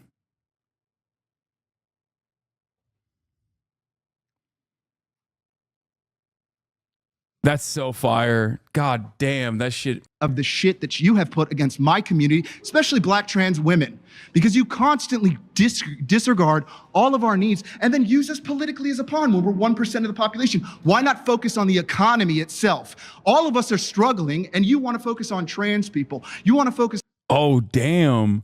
Yo, he had an agenda. God damn, this is great. Yo, why are people throwing up flags right now? Okay. Some of you need to fucking dial it back and let my king speak. Okay. I cannot believe people are like, they're not talking about abortion. Ben's getting fucking mogged over here. And you're like, put that flag down. That's transphobia. Oh, god damn. This is so sick. That's how you know he really fucking hates trans people, by the way. God, he can't even fucking be in the presence of a trans person. He just like, it breaks his brain. On a black woman when this is clearly a glass cliff situation. America's falling apart, and let's give it to a woman right when it's all falling apart, when we'd had, what, 50 men run it and it looks like shit? Oh my God, he even did the glass cliff argument. Yo, that's crazy. He's right. Yo, he's cooking. God damn. God damn, dude. He said, not only can I do MPreg, you also just got impregnated. That's crazy. Oh my God. He destroyed Ben Shapiro and America in one like 60-second block. What the fuck? Incredible stuff. Incredible stuff. The glass cliff argument is one that is common, like the Linda Yaccarino, like when Elon Musk bought Twitter, like some companies end up putting a woman in charge when the company's about to fucking fall apart. So they'd be like, see, we put a woman in charge and it still fell apart, like Twitter. Look at where we're at. Surely, where do you think that we're heading? I mean, it's so funny to watch white supremacy the way that it is, and you ride so hard. Because guess what? In other countries around the world, women are not having children. And why is it? Because of the patriarchy and all the violence that men perpetuate, and all of this idea that abortion is somehow... He's that 4B movement. Going to solve it all by forcing women to have abortion instead of focusing on the real problems that we're facing in our society. We're just going to completely ignore that, and we're just going to go, you know what? The line item is, let's make women have... Oh my God, Ben is so uncomfortable. Oh my God. Oh my God. Oh my God. Ben is literally... Wait, dude, I need to see his face children again. And why is it? Because of the patriarchy and all the violence that men perpetuate, and all of this idea that abortion is somehow going to solve it all by forcing women to have abortion instead of focusing on the real problems that we're facing in our society. We're just going to... Look at him. Damn. The legends say that he actually became 5'3" in that moment. He was 5'4" before he entered the arena. And he left the arena an inch shorter. Completely ignored. Like, he shrunk in real time, dude. What the fuck? Yeah, this is the one time where transphobia literally means you're afraid of trans people. People be like, oh, transphobia. Like, what do you mean? You're like afraid of trans people? Like, no, Ben is, okay? He is. He's like physically afraid of a trans person. He's figuratively afraid of a trans person. He is the most transphobic he has ever been in his life. This is so good. Or that, and we're just going to go, you know what? The line item is, let's make women have babies so that we can continue this capitalistic society that we have. Why are we doing that? What? Damn, people are like, he's cooking so hard. People in the audience are like, God damn, he's right. I mean, why? Because you want to push white supremacy and because you want to make your check? It does great for you. Meanwhile, people like me have to live with the consequences of all of your rhetoric that you put on a daily basis. And including my entire community. And the intersectionalities of black women, men that experience SA, trans people, everyone that comes in. And I'm so sick of the idea that you can come in with this bravado, that you're this big guy that knows things because you can talk fast, you have statistics. But really, what does it really matter at the end of the day if you are harming the entire American... This guy's been accused of rape. Trump. In like court documents, and you're backing the guy. Like, you have children. How could you do that to your own... Don't you have a daughter? Like, what is wrong with you, dude? I've never seen such a party just completely like the American idea, what we believe in as a country, is not what you're perpetuating. It's diversity. It's giving you tired, hungry, and poor. The Google phone you have in your pocket is because of all of the diversity we've had. Damn. He fucked him so hard. The referees had to come in and be like, please stop. Ben's gonna leave. He got scolded like a child. That was kind of sick. That was a cool moment. That was, wow. Ben won by being quiet. Wake up, bro.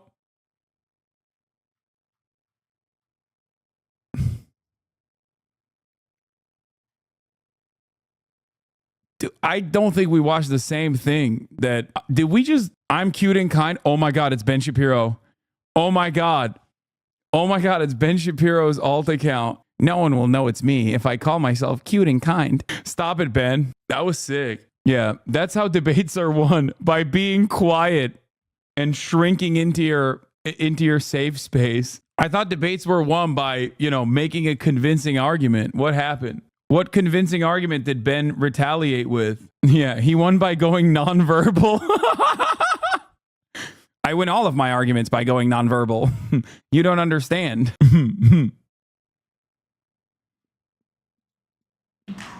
Pleasure to meet you. Oh, yo, he's dope. There's a lot of tension in the room now. Let's stay cordial. Let's stay respectful, please. Please. Yeah.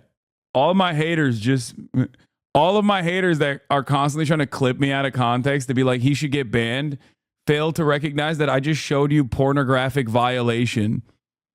Like that, if you clip this out of context, if you clip that entire segment and be like, Hasan is literally showing porn on stream, I would probably get fucking banned. Okay.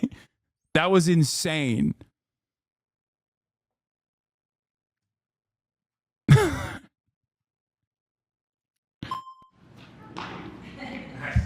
Hi, how are you? Nice to meet you. So let's say that I'm voted out by my friends here, and I stand up and immediately collapse onto the ground. Paramedics rush in, and through some magical means, they determine that the only person who can save my life is you. You can do that by giving me a transplant. Mm-hmm. Can you be forced to give me a transplant? I cannot. Why? Because I do not have a parental relationship with you, and thus I do not owe you a duty of care in the same way that I would if, say, you were my son. Can a parent be forced to give a... Ben knew the violinist argument was coming and immediately deflected by saying, I do not have a duty to give you parental care. Kid a transplant. Yes, a parent can be forced to give a kid an enormous number of resources, or should be. Can you be forced to give me blood? No. Do you believe that the average person should be able to be forced by the government to do something with their body? It depends what, because that Why that can is you the not be nature of forced law. to give me? Why can you not be forced to give me an organ? Because I do not owe you a duty of care sufficient to remove an organ. Because from you me. cannot be forced to use your body to sustain my own, and that is the crux of because the I do not owe you a argument. duty to because care. you cannot be forced to use your body to sustain my own, and that is the crux of the abortion argument. And the problem is, and it's very morally You're ignoring the inconsistent. parental relationship. but because there's a point. Yeah, here see, Ben knew that Ben's heard the fucking violinist argument before. He immediately tried to counter it like off the jump. There's a very morally inconsistent part to your argument right here. If you do not believe that you should be forced to sustain my body using your own, then you should also not believe that a woman should be forced to sustain a child that they do not want to carry in utero. Is the same basic argument. Well, it doesn't matter how you get there. Let's say that you crash into me on the way out of here. Well, no, it's if actually, you hit it's into not me, it's actually yes, not it the is, same but it is. If you say that, let's say that you run into me on the way out of here. If you crash into me, it doesn't matter that that is the reason why I am in that state. You cannot be forced. I think going forward from this point on, Ben is always going to be worried about using gender pronouns because he thinks like every single person is a trans woman or a trans man under the random moment where he gets hit with another trans person, that he dare not make that mistake and accidentally correctly gender them, which is really funny because now he has arrived at being woke on accident, where he's like, he needs to ask people their gender pronouns. Tell me what your gender pronouns are and if you're trans or not before we get started with this conversation, please. So I can correctly misgender you. Oh, dude, that's so sick. to give me blood. You cannot be forced to give me an organ. You cannot be forced to use your body to abortion sustain works. my own. An abortion includes a pre-existing physical connection between the two bodies. So a better example would be the so-called dead violinist example or dying violinist example that was put forward by a philosopher. I can't remember her name. The basic idea there is that you wake up in a room and I'm connected to you, right? And you have some sort of health condition, I'm connected to you, and I'm giving you a blood transfusion. And if I remove that, you'll die. Do I have a duty not to remove it? I think there's actually a fairly decent case that I actually do have a duty. No, you do not. You do not have a duty to be forced to. No, why are you defining my do- moral position? You do not have a duty to My moral sustain position someone is not else's yours, body clearly. using your own. Thank you. This is the chatter who said he had short legs. It's been tough to get in there. Yeah. Yeah, I'm 5'2". You made it. I'm the only one in the room shorter than you. Okay, so honestly, my understanding of Kamala's plan is a return to Roe v. Wade, but in the legislative level. That seems to be the majority opinion by the American people, right? Trump is not really for an abortion ban, right? I mean, In he his himself has said personal he is level. not. Okay, yeah, but unfortunately, the way he governs, he puts those three folks in the Supreme Court. They do it. His vice presidential pick really wants to do it. He's claiming now that everybody wants it to the states. Nobody wanted it. No, that was not the demand. I think people are just kind of interested in protecting their freedoms. It's a bigger discussion about freedom. And I think Kamala Harris is going to be the presidential pick to protect the freedoms. Okay, so again, I think that we have to define what we think Kamala Harris's position is. I think that it goes well beyond simply restoring Roe versus Wade, for example, which is an extremely flawed legal decision. A wide variety of legal scholars, ranging from right to left. Ruth Bader Ginsburg used to point out that was a very flawed legal decision. We can't pretend that like this is like a bipartisan thing. Roe v. Wade was a problem. The bipartisan thing. No, was you might like the, Roe v. you might like the results. You might like the results of Roe versus Wade. The actual legal decision is a bad legal decision. I think that. That's the end of this claim. I'm glad you finally made it, though. Yes, hopefully I can come back for it. Yeah, exactly. Hey, before we go any further, we want to take a moment to say thanks so much to Straight Fucking Jubilee. One Republican, 25. Kamala Harris border policies will turn America into an unsafe and bankrupt nation. Let's go! Some of my colleagues Let's here in fucking the circle really talk about. Let's go! Even though Mason is like the 8th HasanAbi head that is actually encountering Ben in this debate so far, but still, let's fucking go! Fuck Jubilee for normalizing right-wing positions. Yeah. About why they appreciate Kamala Harris's right shift when it comes to border policy, trying to deter the amount of people that are coming through the southern border. That's not something I'm particularly passionate about. So I'm more inclined to talk about specifically why you, somebody who purports himself as someone who's uber capitalist, want to remove the labor pool from this country, which always increases to business and economic growth. Right. So I'm not interested in removing the labor pool from the country as a general rule. However, I don't believe that it's an economic benefit to the United States to bring in a low skill, low education labor pool that is drawing significantly from public benefits. For example, there are very good data to show that there's huge reliance on, say, emergency rooms, educational. Oh, Mason, this is you should have heard me fucking use this against Ann Coulter or any number of different instances. That is actually 0.09% of overall cost of like that. It is so marginal. It is so unimaginably marginal. That's the only thing that Republicans can correctly identify in terms of like whatever semblance of social safety nets that like undocumented immigrants can take advantage of. Facilities. Based on the Center for Immigration Studies, there's a net cost to low-wage, low-skill immigration coming into the country. You're in favor with emergency rooms just deterring people based on what they look like or what might be perceived as someone with a lack of citizenship? No, I'm very much in favor of limiting the amount of illegal immigration to zero and then allowing a fair bit of legal immigration. Did I forget to run the ad break, by the way? I did. Fuck, here it is now. Thank you, Chatter, for reminding me. We're interested in decreasing the pool of people and population in this country so there are less emergency room visits, or are you more in favor of actually documenting these people so we're able to track like exactly who is coming through? Like I'm kind of lacking what your argument is. It's not about number.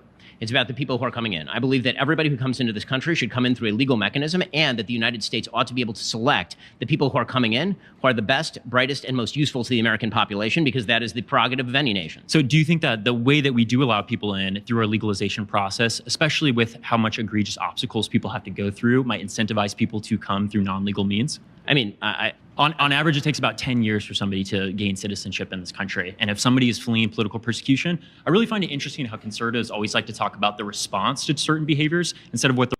For the record, let's put to bed the emergency room conversation very quickly. Okay? He's ass blasting him, and I'm gonna start it from the start for a second.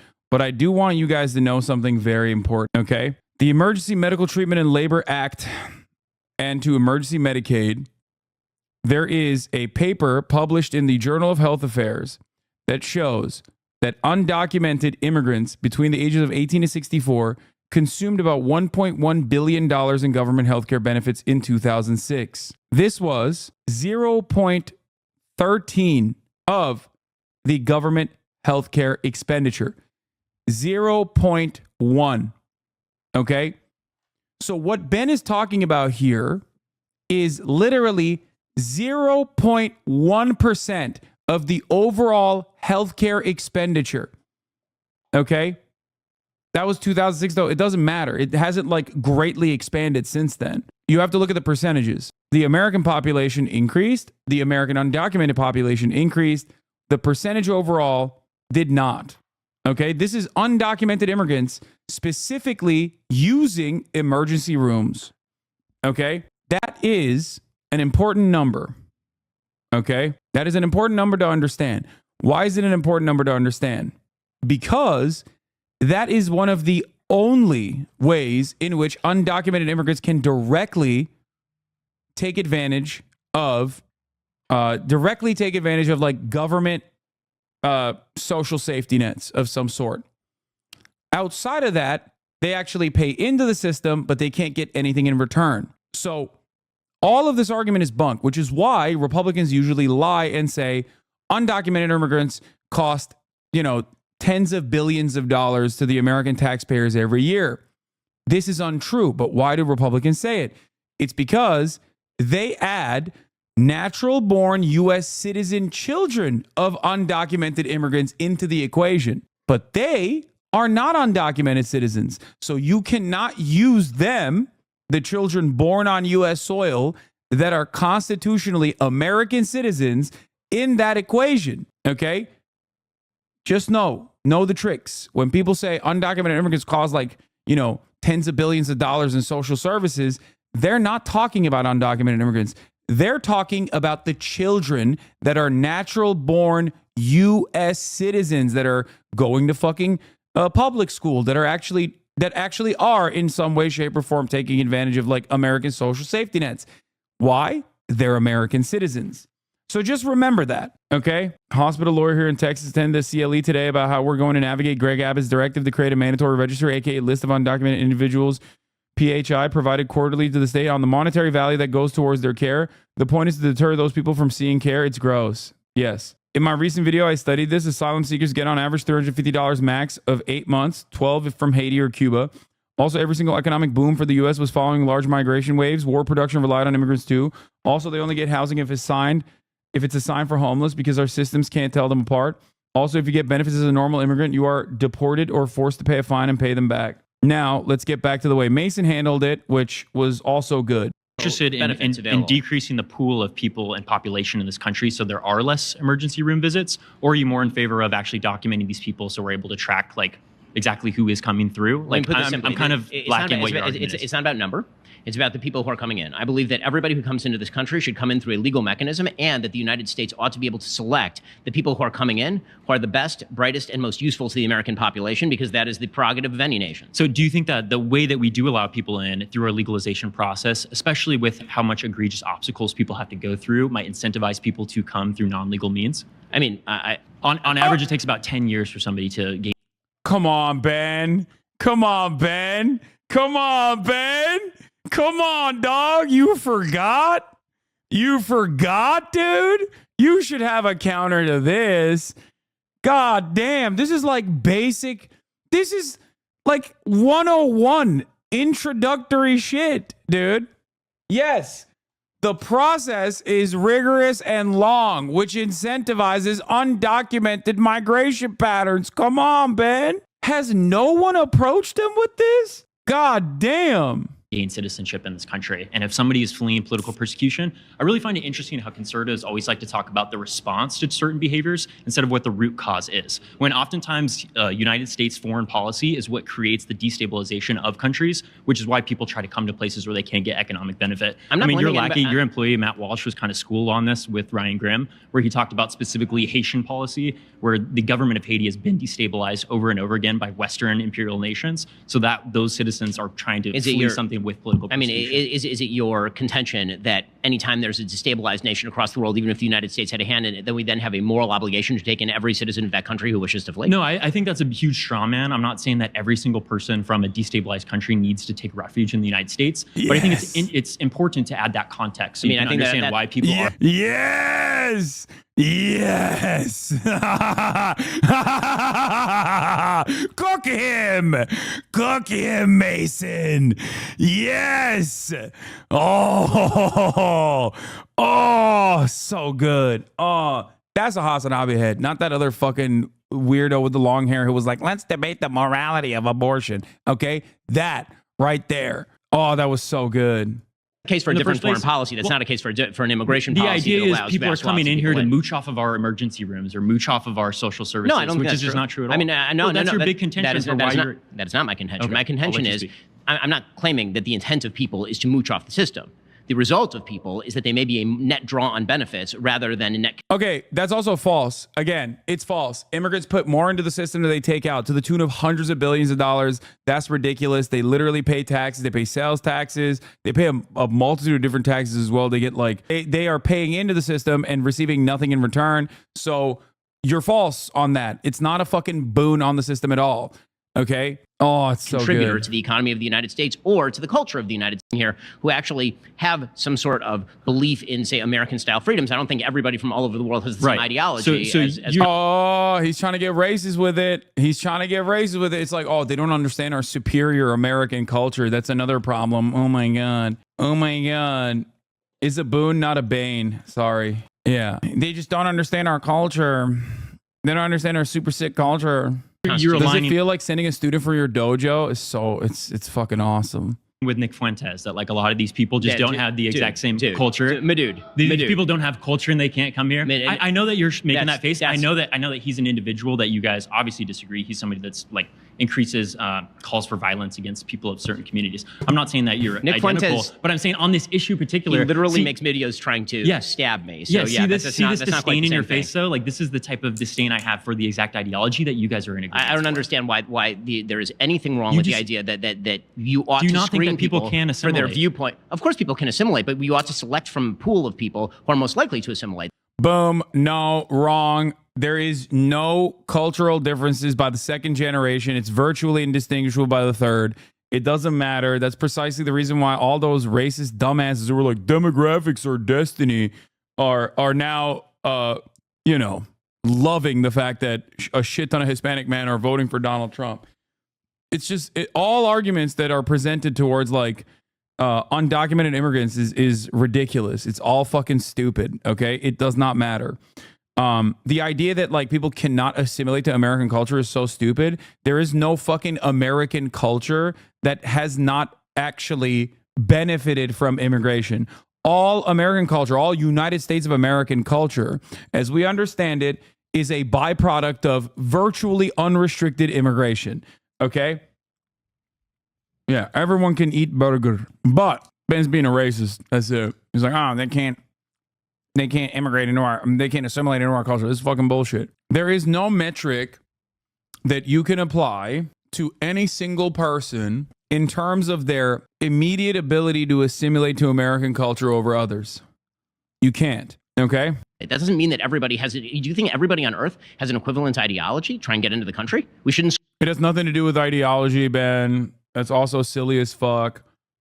Like there are diverse groups of people that are coming over the border. Some of them are conservative. Many of them are conservative, as a matter of fact, and some are not. Are we supposed to restrict immigration patterns on the virtue of ideology? What the fuck are we doing? Like what? How would you set that standard? Well, we already kind of do that. If you want to become an American citizen, you have to literally sign a paper that says that you've never been a communist. The U.S. does screen for ideology, not Nazi ideology, but communist ideology.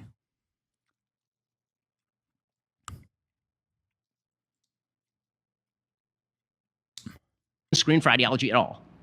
How would you screen for ideology? Like a basic test to show what people actually value when it comes to attributes? Sure.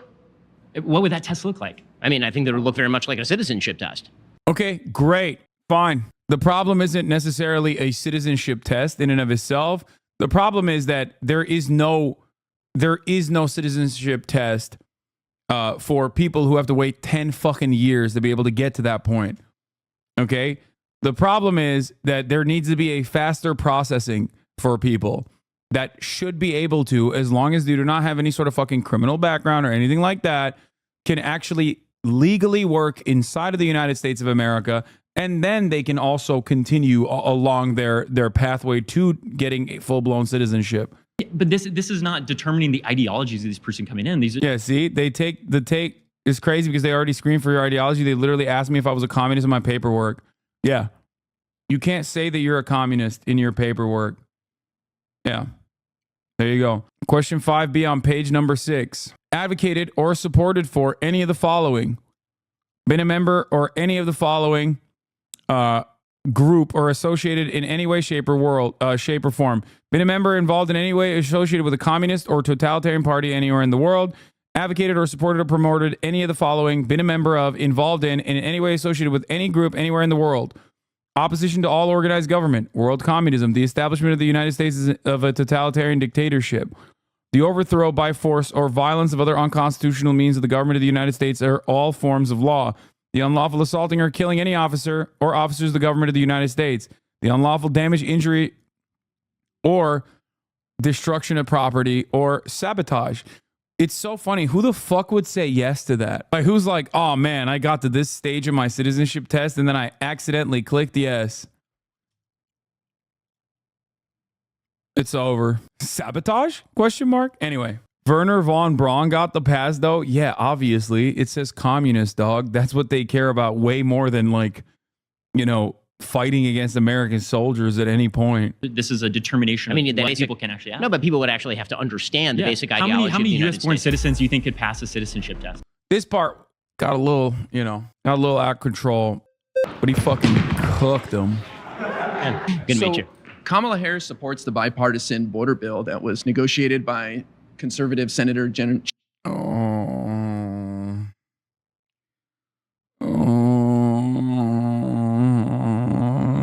This is not a fucking good victory. This is not the W. Again, no gendered greeting. Yeah, I know. This is not a W, man. It's not a W. Wait, so we don't like this guy? I mean, we'll see. Maybe he cooks Ben. I don't know. I just don't. I think it is a shallow victory to have over Ben Shapiro if you are arguing on the virtues of a right-wing border bill that literally fucking establishes the underlying premise that immigrants constitute a national security threat. James Lankford and supported by Mitch McConnell. Do you not support that bill? And I do not support that bill. So what is your solution then? I mean, my solution is that this actually ought not be done in a comprehensive fashion. So I have a general critique of the way that we deal with immigration in the country. Instead of trying to solve all problems at once, which is very likely to end in nothing, what we ought to first do is we ought to close the border. And but then the border is closed right now. Do you agree? The border is certainly not closed right now. What do you mean? There's a small trickle of people coming over. The numbers are similar to the end of the Trump administration, no? Well, now because of executive order, they have been reduced significantly, but... Do you not agree that the same number as the end of the Trump administration? Right now, yes. It is on a monthly basis, but that's after letting in 6.5 million illegal immigrants. So do you think Trump was failing then at the end of his administration? I think that Donald Trump did a better job than Joe Biden. He certainly did not do a perfect job on illegal immigration. So Joe Biden is matching with Donald Trump. This guy's a Reddit orbiter, Israel defender who got mad at you for being too pro-Palestine. Yeah, I remember. I know. He's a boner Chelly orbiter. But I was still willing to give him the benefit of the doubt. I thought he was going to cook Ben on not the virtues of like a right-wing border bill, but on the arguments that are like the underlying fundamentals of his the fundamental behind what he's saying is that like immigrants constitute a fucking threat, a national security threat to the United States of America. Not only a national security threat, but also an economic burden. Both of these arguments are false.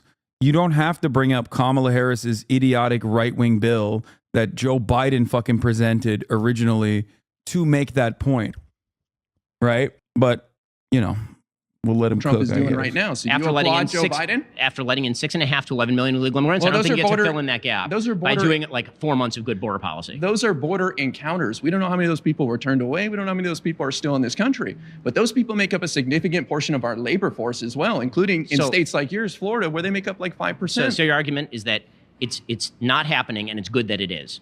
It's not happening? What do you mean? That the illegal immigration pool is not very large, and also it's good that it is large. Up numbers all the time. It's like that 20, 30 million. That's from the Wall Street Journal. I'm not making up that number. Well, Donald Trump said he wants to deport 20 million of these guys. What do you think of that? I mean, I think that if we were going to look at deportations, we obviously ought to tranche that out based on criminal record. We ought to tranche it out based on usefulness to the economy. I think we ought to look at each person individually and determine whether they ought to be deported or not. So that is probably going to lead to a small trickle of people being kicked out of here. So that's not going to accomplish your goal. Well, I mean, who said that my goal was to mass deport 20 million people all at once? So you want 20 million undocumented immigrants to stay in America? No, no, that is not what I'm saying. I failed to see how. Okay, never mind. He's actually okay. He's cooking him. Okay, good. Never mind. I'm back. That's what Donald Trump did say. So, okay, lib redemption arc, fucking divorcelli, dick rider redemption arc. I'm tapped in. Okay, it's good. You're using your debate lording skill for good now, okay? You got from, I would like to go through one by one in the same way that we do IRS tax forms for literally every American who pays taxes in the United States and go through illegal immigrants and determine who ought to stay in the country and who not ought to stay in the country. So what army is going to go over these 20 million people and with what resources? Where are you going to detain them? How are you going to get them out of the country? I mean, you'll detain them and you'll deport them, increasing the resources of ICE. The biggest problem. Also good. With ICE, similar to the bill that was rejected by you and... Well, I mean, you're neglecting the part of the bill that allowed a baseline of 5,000 illegal immigrants border encounters before the executive branch automatically... That's not illegal border encounters. What the fuck? That's just regular border crossings of people that have a legal claim for asylum. Okay? The Border Act would have allowed the Secretary of Homeland Security to block entry and remove illegal immigrants from 100 miles of the southwest border if daily crossings average 4,000 over 7 days. That part is also insanely restrictive. That part is also fucked up, man. This is why I hate this fucking bill, by the way, just so you understand. This is one of the many different reasons why I hate this fucking dumbass, right-wing ass, stupid ass, lighter Nazi version of the same fucking dumb bullshit that Republicans are pushing for as bill. Okay? Those aren't just illegal immigrants. Those are people with a legal asylum claim, dude. What the fuck? And in order to process a legal asylum claim, you have to cross into the American state, okay? That's crazy. Also, 100 miles of the southwest border is also terrifying because that's like fucking Constitution-free zones to begin with as well. Constitution-free zones, as in like BORTAC is operating. They can legally, I guess, or illegally operate in those areas. They do not have they do not have the same restrictions on unlawful search and seizure. That's why it's called a Constitution-free zone. And they have very little legal limits. They can just like stop and frisk and be like, you are apprehended and detained under the suspicion that you are Mexican looking. No, this part is only for the southwest border, 100 miles over the southwest border, not the real Constitution-free zones, which basically is like where 90% of Americans live in the United States of America right now. 100 miles from international airports, 100 miles from any fucking water, land, or a border entry to the United States of America. That is basically just the entirety of where people live in the United States of America. But that's not what this is. This is just one version of that. Why would the U.S. government agree to this asylum stuff when we literally ruin most of the countries our landmass hemisphere, giving everyone a valid asylum claim? Are they stupid? We want slaves. That's it. That's literally it. Yeah, like it's like slavery 2. Slavery 1 is still practiced. Slavery 1 is still very much practiced in the criminal justice system. It's legal, and this is like slavery 2. Automatically kicked in border enforcement. So I've been down don't to the you border, agree? okay? Like I went down to the border, and let me tell you what I saw at the border, and then we can go. Okay, so saw with your own eyes. Not just saw with my own eyes. Talked to the border patrol agents. Okay, the way that the Biden administration was treating the border for the vast majority of their term was to treat a claim of asylum without evidence as evidence that the person To be fair, wasn't that 2024 Act only needed according to Democrats to allow adequate processing under the current imperfect processing structure? No, that wasn't put in there by Democrats. Ought to be given asylum. So the first priority was for Border Patrol to be activated to go to places where Mexican drug cartels were leaving people at the border en masse, and then to process those people and let them into the country within 72 hours. The goal of this for the Mexican drug cartels was to clear large swaths of the border of Border Patrol agents specifically, so that in those unoccupied areas, fentanyl and drugs could then be passed, human trafficking could then be passed in those unoccupied. It literally was? What are you talking about? Explain what you mean, unless you're talking about Ben. Occupied areas. So you mentioned these cartels. You agree these cartels are profiting off human trafficking, right? Of course. So why don't we open up legal means for these people to come in here? Then they don't have to give the cartels money. Yes. They're making more money off human trafficking right now because of our... Yes! Yes! Yes! That's the fucking argument. Exactly. The current process that we have literally benefits the cartels. That's it. That's a good ass fucking take. Why are random fucking debate lords on Twitch or on TikTok better than the motherfucking Democratic Party at communicating this? The only person I've ever seen within the Democratic Party that has correctly presented this problem is Greg Kazar, who I'm going to have on the broadcast next Tuesday. Okay? I'm very much in the tank for him becoming the leader of the Progressive Caucus. Hopefully that happens.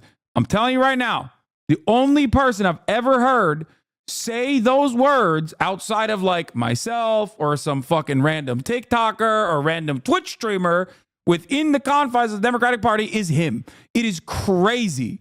It is crazy because it is abject reality. What the fuck are we doing?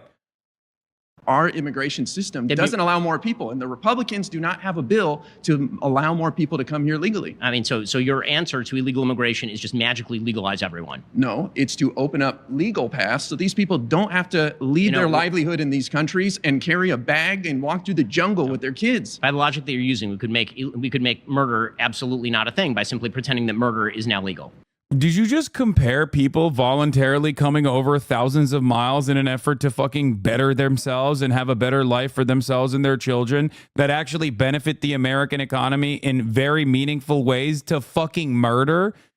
Like the process in which you document an undocumented person is the same as legalizing murder.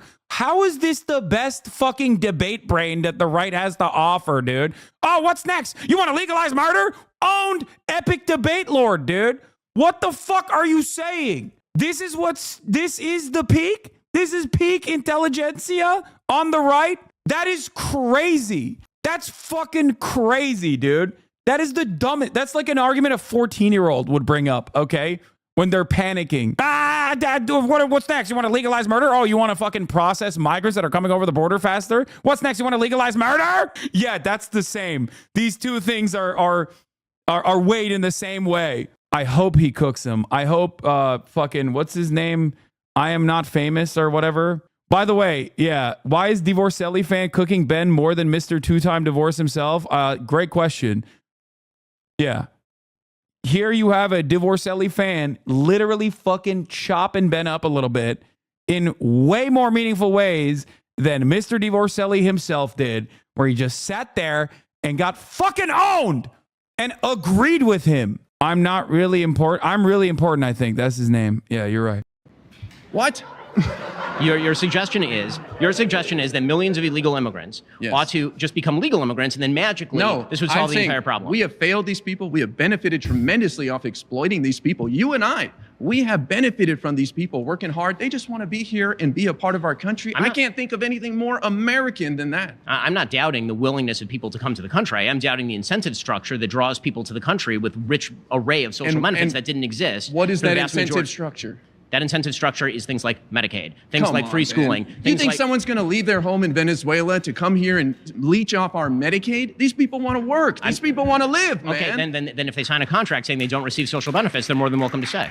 Oh, well, sadly, they would take benefits that they were available to them if they could come out of the shadows, and they would actually pay more taxes and contribute more to society. Let me ask you, if there's passionate hands, no worries. Not bad. That's not a bad way to manage that. Counter. By the way, Ben is such a fucking rapacious little freak, dude. What a slimy little monster that he just snuck that in. He's like, well, it's okay if they come into the country and they can't use our social safety nets. Well, okay, first of all, they can't, okay? Right now, you're describing the current process, which apparently you have a problem with, okay? What a fucking little freakish monster he is. Because what you just described is literally what's going on right now, you fucking piece of shit. They can't take advantage of our social safety nets, dumb fuck. They can't. So why do you act like you have a problem with that when you just demonstrated that you don't? I'm not doubting the Be here and be a part of our country. I'm not. by simply pretending that murder is now legal. What? You're suggesting this would solve the entire problem. We have failed these people. We have benefited tremendously off exploiting these people. You and I, we have benefited from these people working hard. They just want to be here and be a part of our country. I can't think of anything more American than that. I'm not doubting the willingness of people to come to the country. I am doubting the incentive structure that draws people to the country with rich array of social benefits that didn't exist. What is that incentive structure? That incentive structure is things like Medicaid, things like free schooling. Yeah, this is the reason. This guy actually doesn't like you. Yeah, I know. I don't care. I don't care that he doesn't like me. He's doing a great job here. The only notes I have on it is right here when Ben says they can take advantage of our Medicaid and free schooling. That's a lie. They cannot. That's actually not correct. Undocumented migrants cannot take advantage of these things. And that is precisely the reason why. I know for a motherfucking fact that Ben here, when he turns around and still advocates for deportation or still advocates for, Kamala Harris destroying and making the country bankrupt, is actually fucking lying. Think someone's going to leave their home in Venezuela to come here and leech off our Medicaid? These people want to work. These people want to live, man. Okay, then if they sign a contract saying they don't receive social benefits, they're more than welcome to stay. Yeah, when he says they sign a contract where they say they don't need to receive social benefits, that literally is the current process. But Ben still wants to, deport them. That's the current process. Undocumented migrants can't take advantage of these things. What is this? My ranking of debaters: number 1, Muhammad. What, like the prophet? Number 2, Guy. Number 3, One Hand Politics. Number 4, Andrew. Number 5, Skylar. I don't know who these people are. I don't know which is which. I don't understand the logic behind thinking someone has to uproot their life in a country they leave, their family, and risk everything to leech off of Medicaid or all things. Yeah, bro, I'm a legal immigrant of an F1 status, and I can't take social benefits. What benefits are undocumented migrants going to get? Exactly. They can't. That's the point. So Ben right here is 100% demonstrating that he doesn't have an issue with the current illegal immigration structure. Okay? This goes against his argument that Kamala Harris's current, unsafe border policies are going to bankrupt the nation. Well, clearly you don't have a problem with it. You just said you don't have a problem with it. So the best thing that the IRI, I'm really important, could have said in that situation is, well, it seems like you don't have a problem with the current order of business in terms of undocumented migrants because they can't take advantage of our social safety nets. So there you go. Oh. Well, sadly, they would take benefits if they were available to them if they could come out of the shadows, and this is a good argument too. If there's passionate hands, no worries. This also was a decent argument as well. I'm just saying that the better argument in this situation, if you want to fucking make him really squirm, is to just be like, well, you just advocated for the current order of business.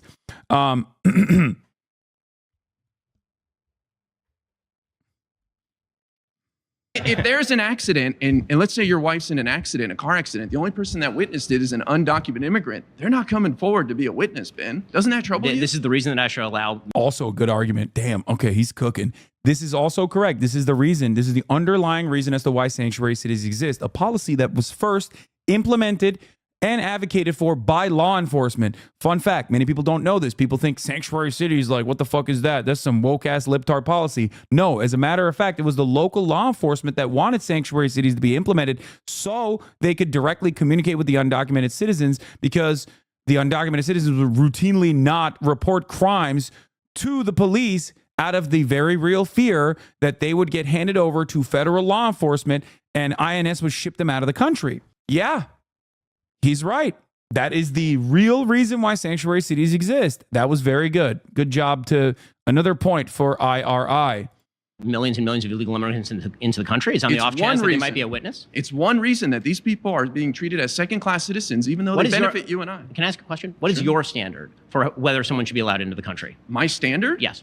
What do you mean my standard? Like as far as their education or their ability? Yes. You're creating immigration policy. Who should be allowed? Oh, that's crazy. I don't know. No. That's bullshit. What do you mean a standard? Did your fucking great grandparents have a standard when they came in here on a boat? At some point, every single American citizen that is on U.S. soil right now came here through an identical fucking process to what you're talking about when you talk about like the Honduran man or the Guatemalan abuelita. Okay. Every single one. Did they have a standard for it? They didn't. Okay. Allowed into the country. I think we should allow a wide variety of people. This country, everyone. Not everybody starts out as a doctor, Ben. Some people start out doing menial tasks. So everyone. Yeah. There you go. That's a decent argument, but you can also literally point to every single fucking American now, with the exception of some that were brought here after they were kidnapped and trafficked and enslaved, and some that already were here that were genocided. With the exception of those two categories, virtually every single American citizen was a criminal of some sort that fucking came here by boat and they became American citizens. Okay.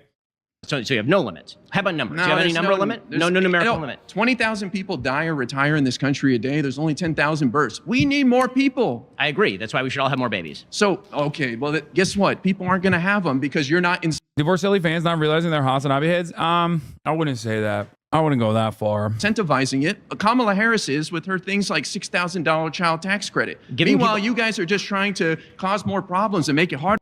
Like, I think that one of the major differences between us is, aside from like being a mercenary that will debate on any issue just for the thrill of debate itself, there are certain things that I find completely unconscionable, defending genocide being one of them. And another one is just like being fucking bigoted, even if it's for like funsies. And I know that a lot of people will turn around and be like, oh, you say gusano or whatever the fuck, right? To fake care about certain slurs that you consider to be really bad slurs. But it's like, I think I have a pretty decent standard. It's like, if you're a white dude and you advocate to say the N-word with a soft A, like, no, I'm not. You're not a serious person. I'm not interested. I'm not interested in whatever the fuck else you have to say. And I think that fan base, for the most part, aside from obviously genocide denial, just don't really care about those sorts of things. Don't really care about those sorts of things at all. And only care about it from the optics perspective. And even then, they just don't really care. Like, you have to, at the very least, not give a shit about those sorts of things in order to still maintain being a fan. Anyway, he's an anti-Zionist right now. Oh, shut the fuck up. No, he's not. Get the fuck out of here, dude. Come on, dude. Okay. I guess his fans are finally coming to the reality. What is this kind of related, but D getting cooked by Gideon Levy if you didn't see it? Israeli journals tells the truth to a Zionist propagandist? Oh my God. Different levels. You are talking about the diplomatic level, and I'm talking about basic justice, about basic equality, about basic values. And this interests me 10 times more than what Abbas declared or not. I want to live in a just state, and I don't live in a just state. I live in an apartheid state. And this will not be solved through diplomatic arrangements. It will be solved, first of all, when Israel will realize what we have done to the Palestinian people over the last 100 years. Until we realize this, we cannot get to anything. And we don't realize it. We deny it. And you really reflect all the talking points of the Israeli propaganda, which is fine. I was in your place. Yeah, Boner Chili fans about to be like, he owned him because he was silent, bro. When I was young, I believed in everything you said, until I realized that my brain was washing for years. I was told we are the deity, and they are the Goliath, that they want to kill us, that they were born to kill, that we are the just ones and only the just ones, that we are the ultimate. He's going nonverbal to own Gideon Levy. Victims All those things I was told until I started to look around and to realize that I was brainwashed. But why would I have the right to settle everywhere and they don't have the right to settle everywhere in their land? Why? Because we are. What? Yeah, but Divorcelli isn't even indoctrinated from an early age. He like literally used to have the exact opposite positions and like all the way up until like 2019 on Israel. He just picked it up post October 7 when he came out of the gate swinging and be like, oh, they just got to finish the genocide. Ha ha ha. And then was basically firmly committed to that position for the past 12 months. So that makes it even stupider to be like a bandwagoner. You are comfortable with the state that the mass killing, I don't want to use the word genocide, even though this. He believes U.S. and Israel sidestep Palestinians caused October 7. Oh, wow. He hate watched so many of my videos. He finally learned what the truth is. He believes Israel's doing war crimes like siege, blockade, and bombings. He believes that the occupation of West Bank and Gaza is indefensible and needs to stop. He believes Netanyahu is a war criminal. Sounds like an anti-Zionist to me. I guess he watched all of my fucking videos as he was cutting drama about how fucking anti-Semitic I was while simultaneously doing like Holocaust jokes and shit on the side where he accidentally arrived at the correct position. Also, I don't really believe you at all, but that's fine. Yeah. Didn't he go to Israel? Yeah. This is what debate lording does. You end up having no fucking clue what you're arguing for. Yeah. He said, speaking to Arab Knesset members changed him in Israel. I can link if you want. Yeah, I don't really give a shit about him seeing the tide shift and then still full tilt trying to fucking take me out and simultaneously being like, I've actually come to my own conclusions here. Mr. fucking cookies are used to make rockets literally 3 months ago. Yeah. If Israel is also literally losing fucking Divorcelli, who basically attached himself at the hip to their actions. Oh no, what do they got left? Brianna Wu and fucking Noah Smith, the last defense for Israel. Yeah, no wonder they're trying to fucking take out content creators on Twitch and shit at this point. The desperation. So what happened? Was he groomed into being a pro-Israel guy at the age of like 37, dude? Is that what happened? By reading Wikipedia pages, he radicalized himself? Don't forget about Shy. That's true. We have Shy Davide. We have Eve Fartlow. That's so funny. Yeah, when Brianna Wu learned that trans girls cannot marry men, like straight trans women can't marry a straight man in Israel, it's like, damn, if only you guys spent more of your time actually listening to what I was saying for months and months and months, instead of only listening to clip shit out of context and yell about it. Perhaps you could have known all of these things early on and you wouldn't have come across like a fucking dumbass 12 months into a genocide.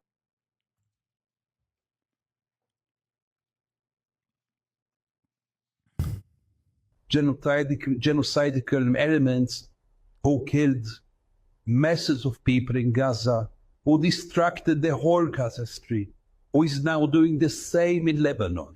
You are comfortable with this. You really believe that it's all because of self-defense, the right for self-defense. You really believe that Israel is still the victim and the Palestinians are the evil ones. I don't know where to start even.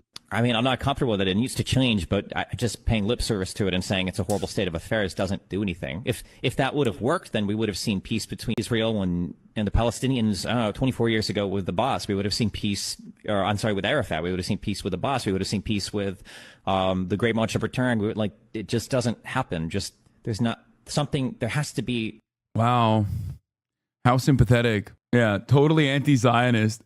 The Palestinians were never a real partner in peace. Very cool anti-Zionist sentiment being expressed by a person who does seem more sympathetic now. I will admit, he is not saying we should nuke Gaza. That still would not be a genocide. That was his position, fucking 3 months ago? It was before the change.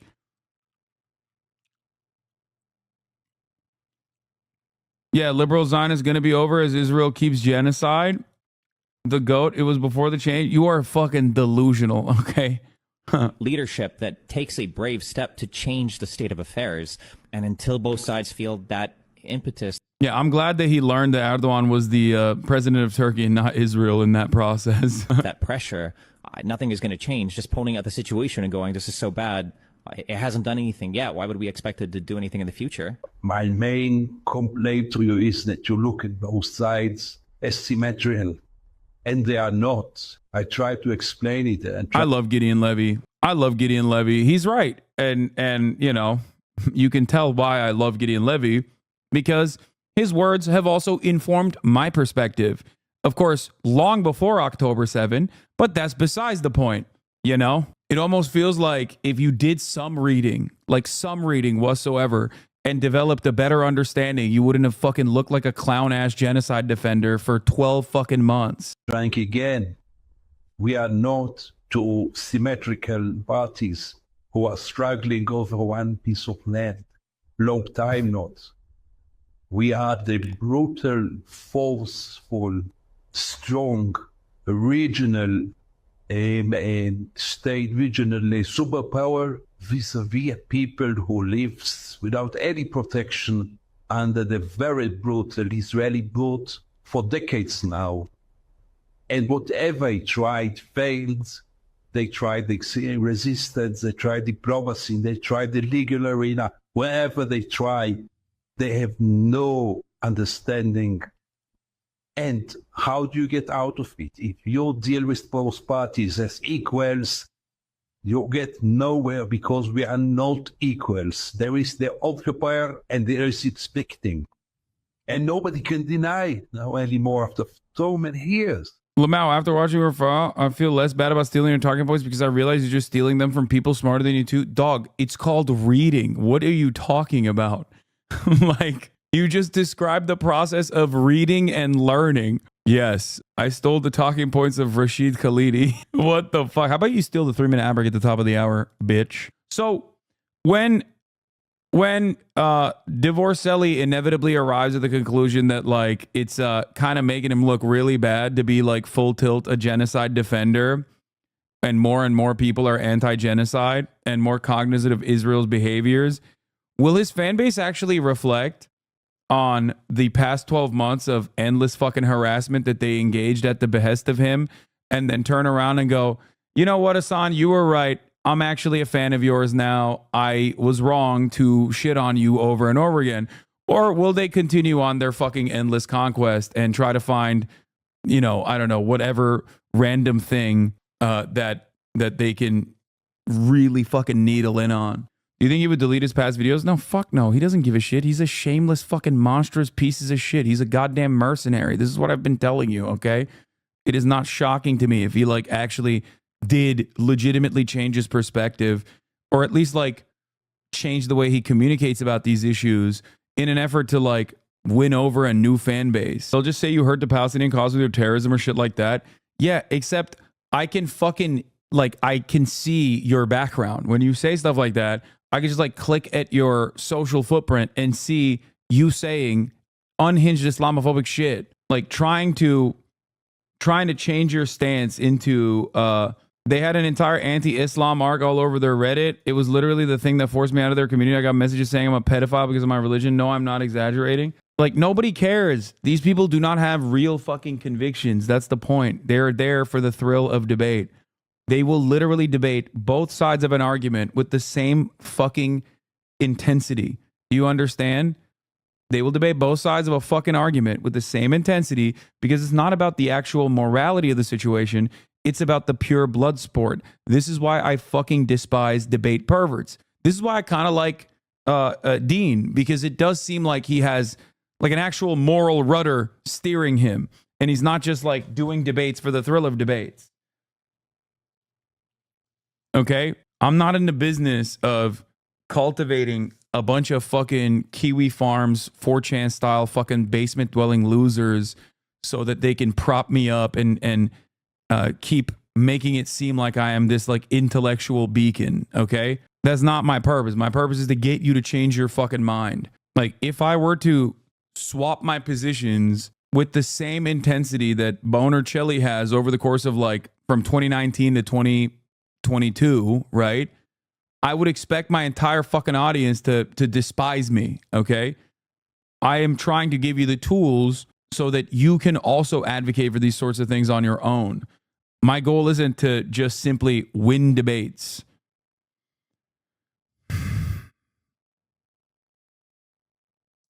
Let's continue. Harder for people to raise families. Okay, as a person with 4 children, I can promise you I have a very, very strong incentive structure in allowing people to have more kids and incentivizing people to have more kids. I wish that government benefits were more effective in doing this. They simply have not been in particular areas of Europe. There's a different argument than the illegal immigration argument. When we're talking about illegal immigration, you seem to be making an argument there ought to be no baseline standard for who gets in and no baseline cap for how many people get in. I'm not saying that. So we can come up with a figure. We can come up with numbers. So now, I'm not a lawmaker. That's what we elect people to go do and work out those figures. Okay, but Republicans are just fighting everything. I need some standard. You need me to come up with a number. No. Your goal isn't to win debates because you were scared of debating anyone other than teenagers and video essayists.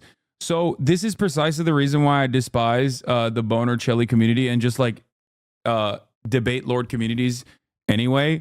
They have like talking points that they associate with each individual, and then they just engage in like a serial harassment campaign. And even though it's like patently untrue, I interview Knesset members, academics, scholars, journalists, people who are literally on the ground, direct victims, activists, community organizers on a regular basis. But that doesn't fit your agenda because you only know me through clips that you watched. And I've also debated many people, right? Including, but not limited to, professional commentators and the like. And the issue here is when it doesn't actually fit your fucking overarching understanding of me, then you just like resort to these fucking idiotic talking points. It's great to see you researching the topic a lot on Twitter is like a really silly take, especially because seemingly researching this topic on Twitter, which is not what I do, but even if it was what I did, has caused me to arrive at conclusions that were far smarter and far more empathetic than your fucking sociopathic debate pervert cult leader, you know? I also, the moment that you bring this sort of shit up, the moment that you even invoke the name of this fucking weirdo, his fan base immediately swarms you. It's gross. It's not good.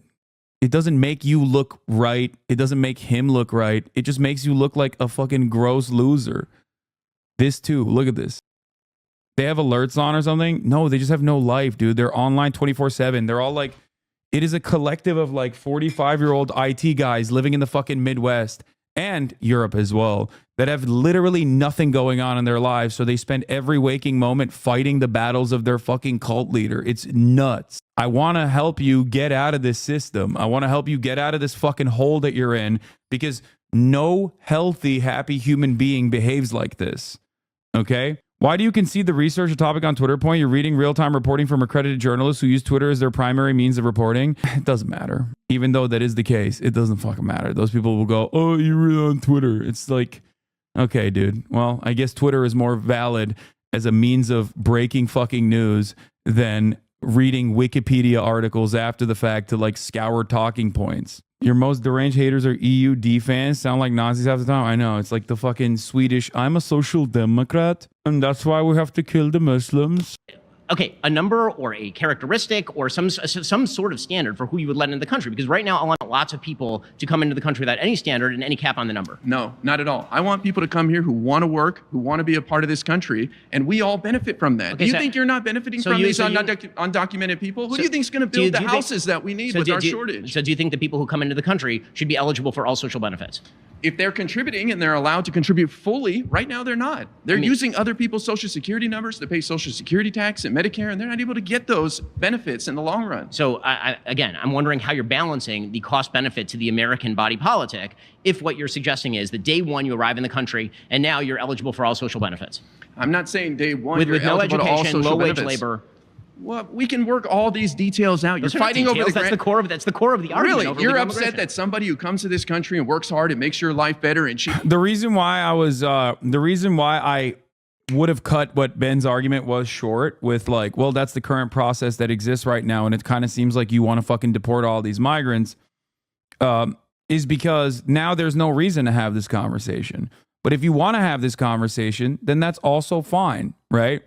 Social safety nets being afforded to undocumented migrants that become documented is no different than social safety nets being afforded to a new child that is born on U.S. soil. There is no difference between a human being that was born on the other side of a fucking border, okay? They're still human beings. They still have dreams. They still have goals. Some of them are productive. Some of them are unproductive. It doesn't fucking matter. It's ridiculous. Considering that there's no lump sum of labor that is like readily available, it doesn't fucking matter if they come into the country and they still have, they still get all of the rights and responsibilities that a full-blown citizen has. Cheaper is going to get Social Security 40 years from now? No, not Social Security 40 years from now. Medicaid today. So wouldn't you rather than get Medicaid and get preventative care than go to the hospital? You would have said that there's still a problem with security? No, there isn't. As a matter of fact, if we actually process migrants at a more expedient rate, you would literally fucking cut out a lot of this undocumented immigration. And if you were to do that, you could literally personally figure out if someone had a criminal background or not, or what the severity of that crime was. Having said that, currently, without any sort of fucking protections, undocumented migrants quite literally are responsible for less crime per capita than documented U.S.-born native citizens. Okay? Significantly less crime, as a matter of fact. So the idea that like immigrants constitute a grave threat to American national security has never been the case. It's completely made up. But many people believe it because Republicans say it without any evidence whatsoever. They rely on anecdotes that are powerful and emotional. Oh, this immigrant raped someone. This immigrant fucking killed someone. When the overall numbers are obviously so fucking tiny in comparison to how many homicides and manslaughter cases occur in the United States of America yearly. It's literally fucking 26 in the fiscal year of 2024, by the way. 26. Donald Trump says 100,000 migrants. Donald Trump says 100,000 deaths are, migrants are responsible for 100,000 deaths a year in America. That's fucking fake. It's bullshit. It's made up. So no, they do not actually constitute a national security threat whatsoever. So you don't know who's raping? What do you mean you don't know who's raping? What the fuck are you talking about? You think fucking rape happens and then like police just don't prosecute it because they're like, that might be a migrant. Like, what do you mean? Let's not prosecute this one, sir. After all, we love migrants. Is that what you think is going on? They're making an assessment on whether or not someone is legal status? Or do you have this insane opinion in your mind that like all rapes happening on U.S. soil are directly by migrants?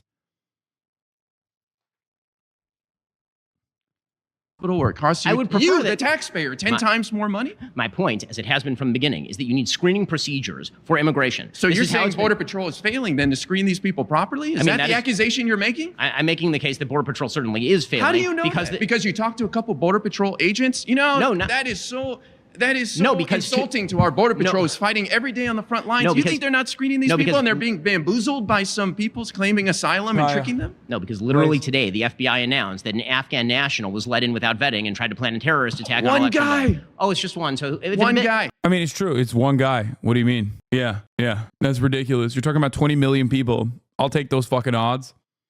20 million contributing members of society versus one random person. Like 20 million.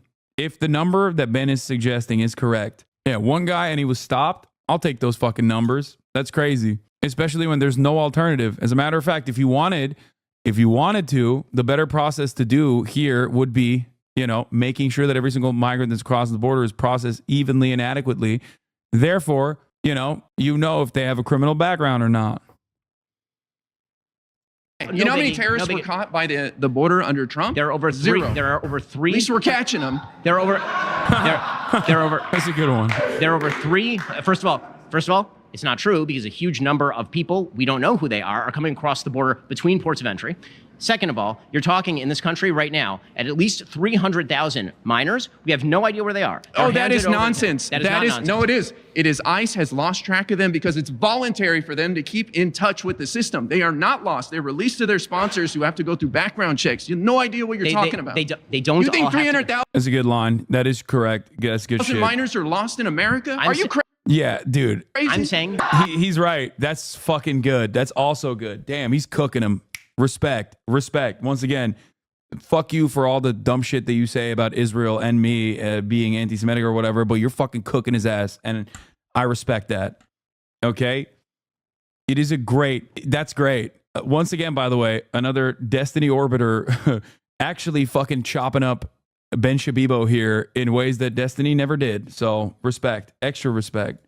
I'm not saying that. The Department of Justice is saying that. Next thing you're going to tell me there's 19,000 murderers, right? Is that the next talking point? No, that is not the next talking point. Okay. But you're going to have to explain to me why it is okay for literally tens of thousands of minors to be checked out to majors, to people who are above majority age, and then for the government to not, when I say lose track, I don't mean minors checked walking out the to their streets by sponsor who goes through a background check. Is that what you mean? They do not go through. How do you know that? Because they're not checking in. By the way, 25v1 here, and they're like kind of ripping Ben. Like, I know I'm biased, but like this guy, I'm not inclined to favor at all. You know what I mean? Of course, I prefer him over Ben Shapiro every day of the fucking week.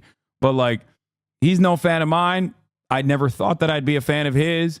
But they are fucking ripping Ben, dude. Holy shit.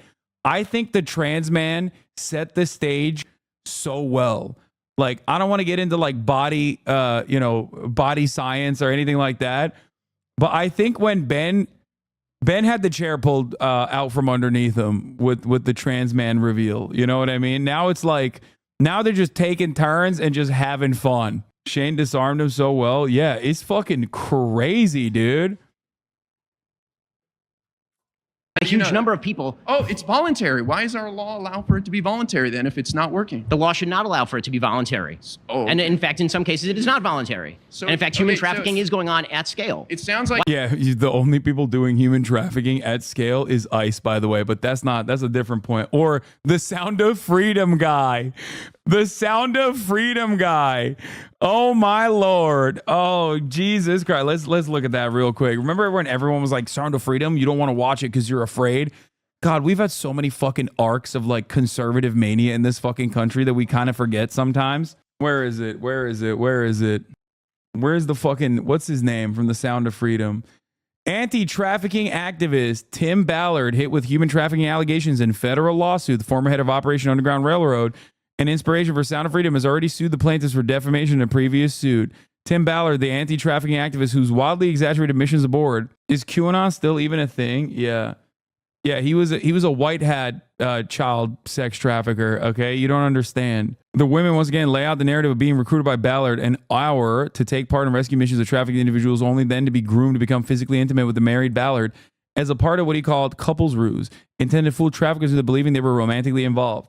The other side of the story is that they literally created a fucking market for child kidnapping, okay? Because the people down there were like, damn, these fucking white boys come over here and they just buy these children off of us. Great. Let's capture more. And then, of course, they bring the kids back and basically create an adoption scheme through churches. Now, I'm no big city lawyer. I don't know what the fuck's going on with that process. But there are many such cases, maybe even high-profile conservative commentators with adopted children. Who knows? I don't know. I actually legitimately don't know if they did an exotic adoption from a church in a similar vein. Bro, you don't support child trafficking? Come on, man. I know you don't. Wait, what? Who are you arguing against? What are you saying? Why are people hallucinating positions? Like, is this the new meta? People are just like literally fucking taking the opposite position of the one that I'm advocating for in an effort to get clipped out of context so they can be like, in an effort to be like, see? The movie is bringing awareness, man. Wait, what? Did you just not? Okay, I can't. It's the Ben Shapiro guy. That's the Ben Shapiro guy. I'm cute and kind. You're upset when the problem doesn't exist. I have a question. Why are you okay with minors who are being checked out to people of majority age who then don't check in with the government? Is that okay with you? I'm okay with minors being checked out to their sponsors who go through background checks, who are usually family members, people that know them. You think it's just some random? You think I can go pick up a undocumented immigrant child right now? No, but I do know that has happened to tens of thousands of kids in this country. Oh, really? So you think they're just being released to random people? They're being released to people who claim that they are relatives, and in many cases they are not necessarily relatives. How do you know that? Because they are not checking in for their follow-up appointments. Oh, because they're not checking in for the voluntary follow-up appointments. So you're assuming the worst. You're assuming they're probably being kidnapped and trafficked. I'm happy for you that you're assuming the best as to what happens with minor children. I'm always going to assume the best about my fellow Americans. And of course, if these people are their sponsors and their background checks by these agencies, I'm going to... Yeah, what, like, Ben's argument is so insane because it basically fucking implies that, like, the federal regulatory agencies are, like, not doing their due diligence in terms of like background checks. Like they're in the pocket of big child kidnapping in a meaningful way, and they're just like letting it thrive. They're letting it rip, folks. Scary stuff. Assume the best. Unlike you, that's a weird thing to assume all this weird stuff. No, actually, what's kind of weird to me is that you assume that anybody who picks up a kid without proper verification and background check doesn't check in for months at a time. Proper verification and background check? What do you know about the parents? What do you know about the people who are picking them up? What do you know about the cousins? I've read that these people go through background checks and they are sponsors, usually family members. You don't sound like you read anything about this. You just have some fantasy you made up about me being able to go pick up an undocumented child. Why don't you and I go try to get one later? We'll see what happens. I have a question. Where are you possibly coming up with that, since I've actually said the opposite? You want me to name the article? You can go Google it yourself. Maybe you'll learn something. Which article specifically are you talking about? Ben, when you get home, go on Google and type in, how are undocumented migrants children released and what is the process? You'll read all about it. I can read all about it. And one of the things that I've read is that the immigration services in this country have not done proper follow-up. Well, you read it on Gateway Pundit or No, what? on Wall Street Journal, at the Department of Justice, in all of the legal claims by the federal government. Yes, this is in the New York Times. Okay, So I just want to make sure we're on the same page. 300,000 children are being exploited in America right now. That is not the claim. Okay, the claim is that the federal government does not know where they are. Oh, that is the claim, and that is absolutely valid. Do you know where they are? Do you think the federal government knows where all of them are? Do you think the federal government should be? I think that the federal government has a responsibility to release children who come across the border only to people for whom there is follow-up available. Yes, and I find it very bizarre that you're totally fine with people signing off. Yeah, because they already did that with the proper background checks ahead of time. No, I saw when he fucking turned around and said, "Whoa, you think we should go and pick up some random immigrant children? See how that goes." I heard, I know. He's cooking his fucking ass. I know. Fuck, here. Read all about it. I can undocumented. Are you talking about? Ben, when you get home, go on Google and type in, how are undocumented migrants children released and what is the process? You'll read all about it. I can read all about it. And one of the things that I've read is that the immigration services in this country have not done proper follow-up. Well, you read it on Gateway Pundit? Ooh, the Gateway Pundit drop is mint. No, on Wall Street Journal, at the Department of Justice, in all of the legal claims by the federal government. Yes, this is in the New York Times. Okay, So I just want to make sure we're on the same page. 300,000 children are being exploited in America right now. That is not the claim. Okay, the claim is that the federal government does not know where they are. Oh, that is the claim, and that is absolutely valid. Do you know where they are? Do you think the federal government knows where all of them are? The federal government should be tracking? I have a question. I think that the federal government has a responsibility to release children who come across the border only to people for whom there is follow-up available. Yes, and I find it very bizarre that you're totally fine with people signing off on handing over children to people who merely claim to be relatives without any follow-up whatsoever. Why do you say merely claim? You don't know what that background check is like. Because usually you should have evidence that is in fact the case. How do you know it's not?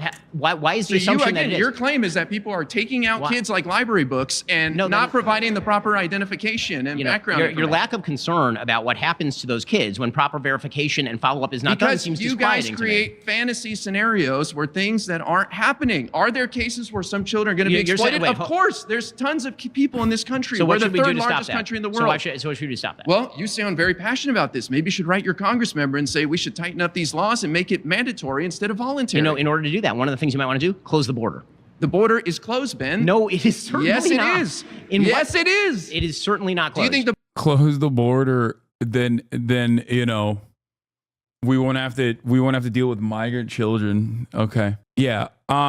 Ben's argument here makes no fucking sense.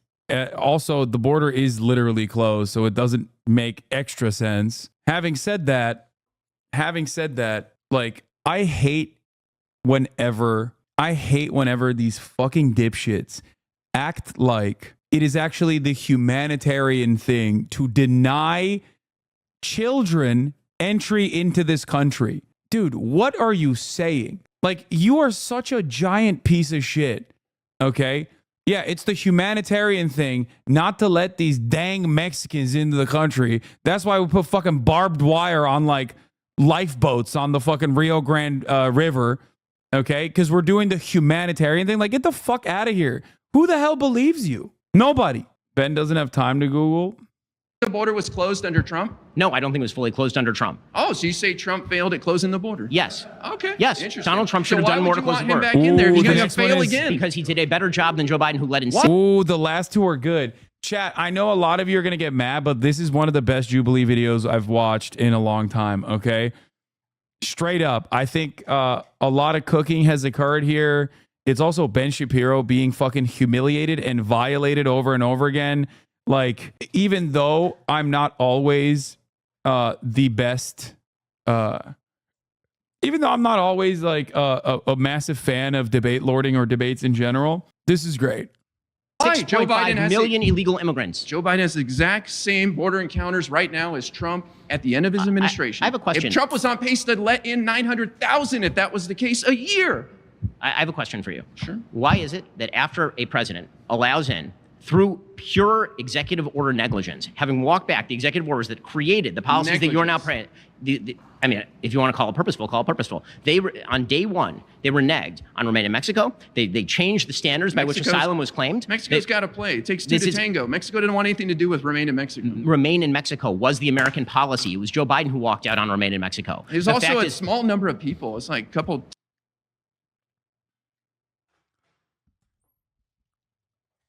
I hate Remain in Mexico. It's such a fucking stupid, it's such a stupid policy. It was literally, it just undermines the entire humanitarian principle, quote unquote, because you're basically saying that a country that literally has undocumented border crossers in and of itself is a better safe haven for these other people. And the only way to get that country to also be on board with it is because we threatened them. Like, a sanctionable country that is afraid of American sanctions is going to be a decent space in terms of humanitarian help that we can afford all these people that are, seeking asylum. It's fucking bullshit, especially when, once again, there is no underlying fundamental problem with migration into the United States of America. This is a nation of immigrants, okay? Tens of thousands of people. The unprecedented level of illegal immigration is apparently totally fine with you under Joe Biden. No, listen, we need more people in this country, Ben. There's no legal means for them to come in that are reasonable. So these people are forced to come in through the... What do you mean that's not true? Why'd you say we need to have more babies then? It absolutely is true. He's right. He fucking is right. The only reason why we haven't fallen under the same fucking age trap that all of these other developing nations have fallen under is because we have unlimited migration, virtually unlimited fucking migration into this country. That's it.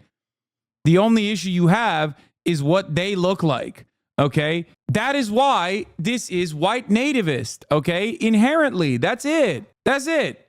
You just want more white babies. And there's no mechanism of enforcement. And I guess maybe if you make abortion illegal and then fucking deport every migrant and then make miscegenation illegal again, only then could you possibly try and enforce these demographic goals. It's so stupid. And one must ask the question, why? Why should we do that? What the fuck? Who gives a fuck? Southern border, because there's no other way. There are hundreds of thousands of people who come into this country every year legally on visas.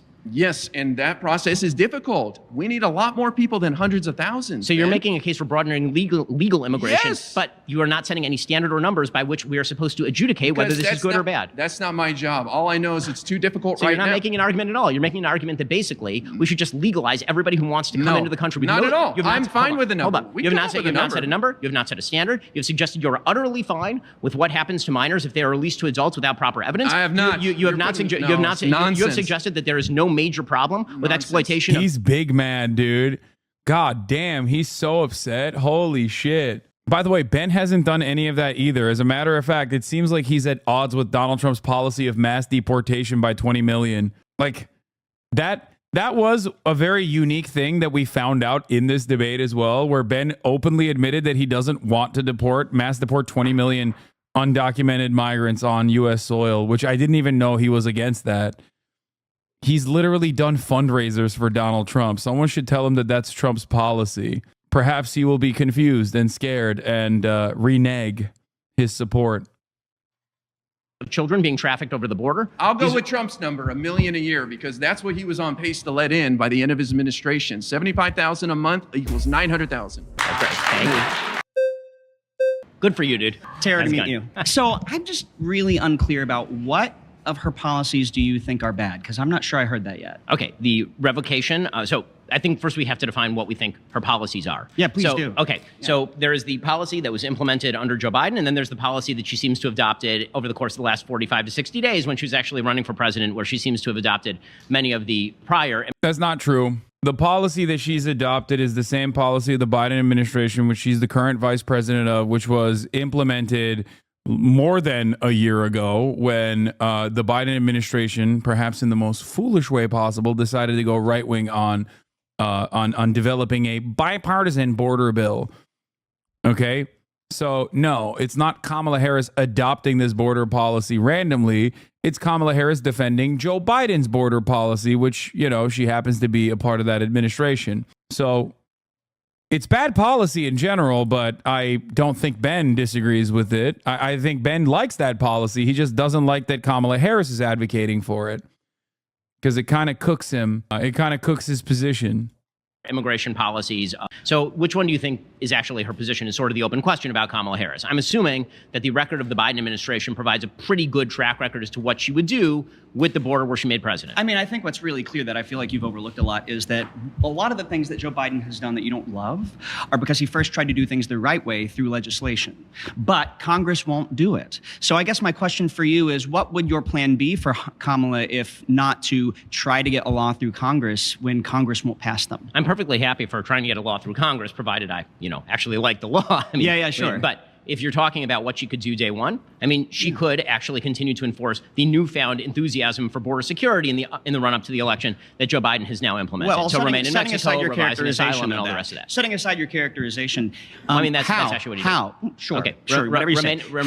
Remain in Mexico, which is fraught with rape. Actually, remain in Mexico has been found to be really dangerous for the people who are stuck there. Okay, and it is also a fact of the matter that if you're talking about controlling the border, remain in Mexico is a better way to control the border than simply releasing people into the interior with a come back to court date. So you feel that would be better than, say, funding border security and related agencies to house those people safely? It is generally not a matter of funding at the border. It really is not. Then what is it? It is a matter of how asylum is actually interpreted. So the way that asylum was interpreted for a long time was that you had to show by a preponderance of the evidence that you actually had a legitimate asylum claim. That's not that different now. And it's not that different. No. Yeah. This claim is over. Thank you. Oh, I'm sorry about that. It's getting good, though. Okay, now it's about to get really good. My next claim is the Israel-Hamas war would not have started under Donald Trump. It's good this process has gotten more conciliatory. So this is Mohammed? Over the course of time. Okay, so what evidence do you have to support that claim? Okay, so the latest reports from the New York Times of internal papers from Yahya Sinwar suggested that he was essentially counting on Iranian interference and help with the October 7th attacks, and that was incentivized by the fact that Iran was attempting to forestall any sort of deal between Israel and the Saudi government for Saudi to join the Abraham Accords. It was very well known at the time, and yeah, sure, Ben. Yeah, that definitely was gonna happen. They were like, damn, the Abraham Accords were so sick. What a fucking dude. I really want to talk to Ben about, I really want to debate him on Israel Palestine. That is such a fucking idiotic argument to present. If anything, Abraham Accords accelerated the likelihood of an October 7th style attack happening because it completely shut off Palestinians from the conversation, leaving them to recognize that they had no way out of this structure other than to cause as much harm as he possibly can, as much harm as they possibly could, to incur a penalty for 76 years of apartheid. So you are so unimaginably wrong on this. Oh my God. I happen to know that the Saudi government was very much ready to join the Abraham. Like, the Saudi government was already fucking dealing with Israel in a positive fashion anyway. Just putting that on paperwork doesn't change the outcome for Palestinian emancipation at all. What kind of fucking stupid argument is this? If Donald Trump had been reelected, if that had happened, that would have forestalled. Yeah, dude, it really would have changed the dynamic. It would have really changed the dynamic that, like, all these Gulf states that already have independent security partnerships with the United States of America, they don't give a single fuck about Palestinians at all for decades at this point, would only solidifying that partnership on paper, changing the dynamic into what? So that a fucking a Tel Aviv to Riyadh flight could occur, that was really going to shut down the Palestinian need for emancipation after 76 years of occupation. What a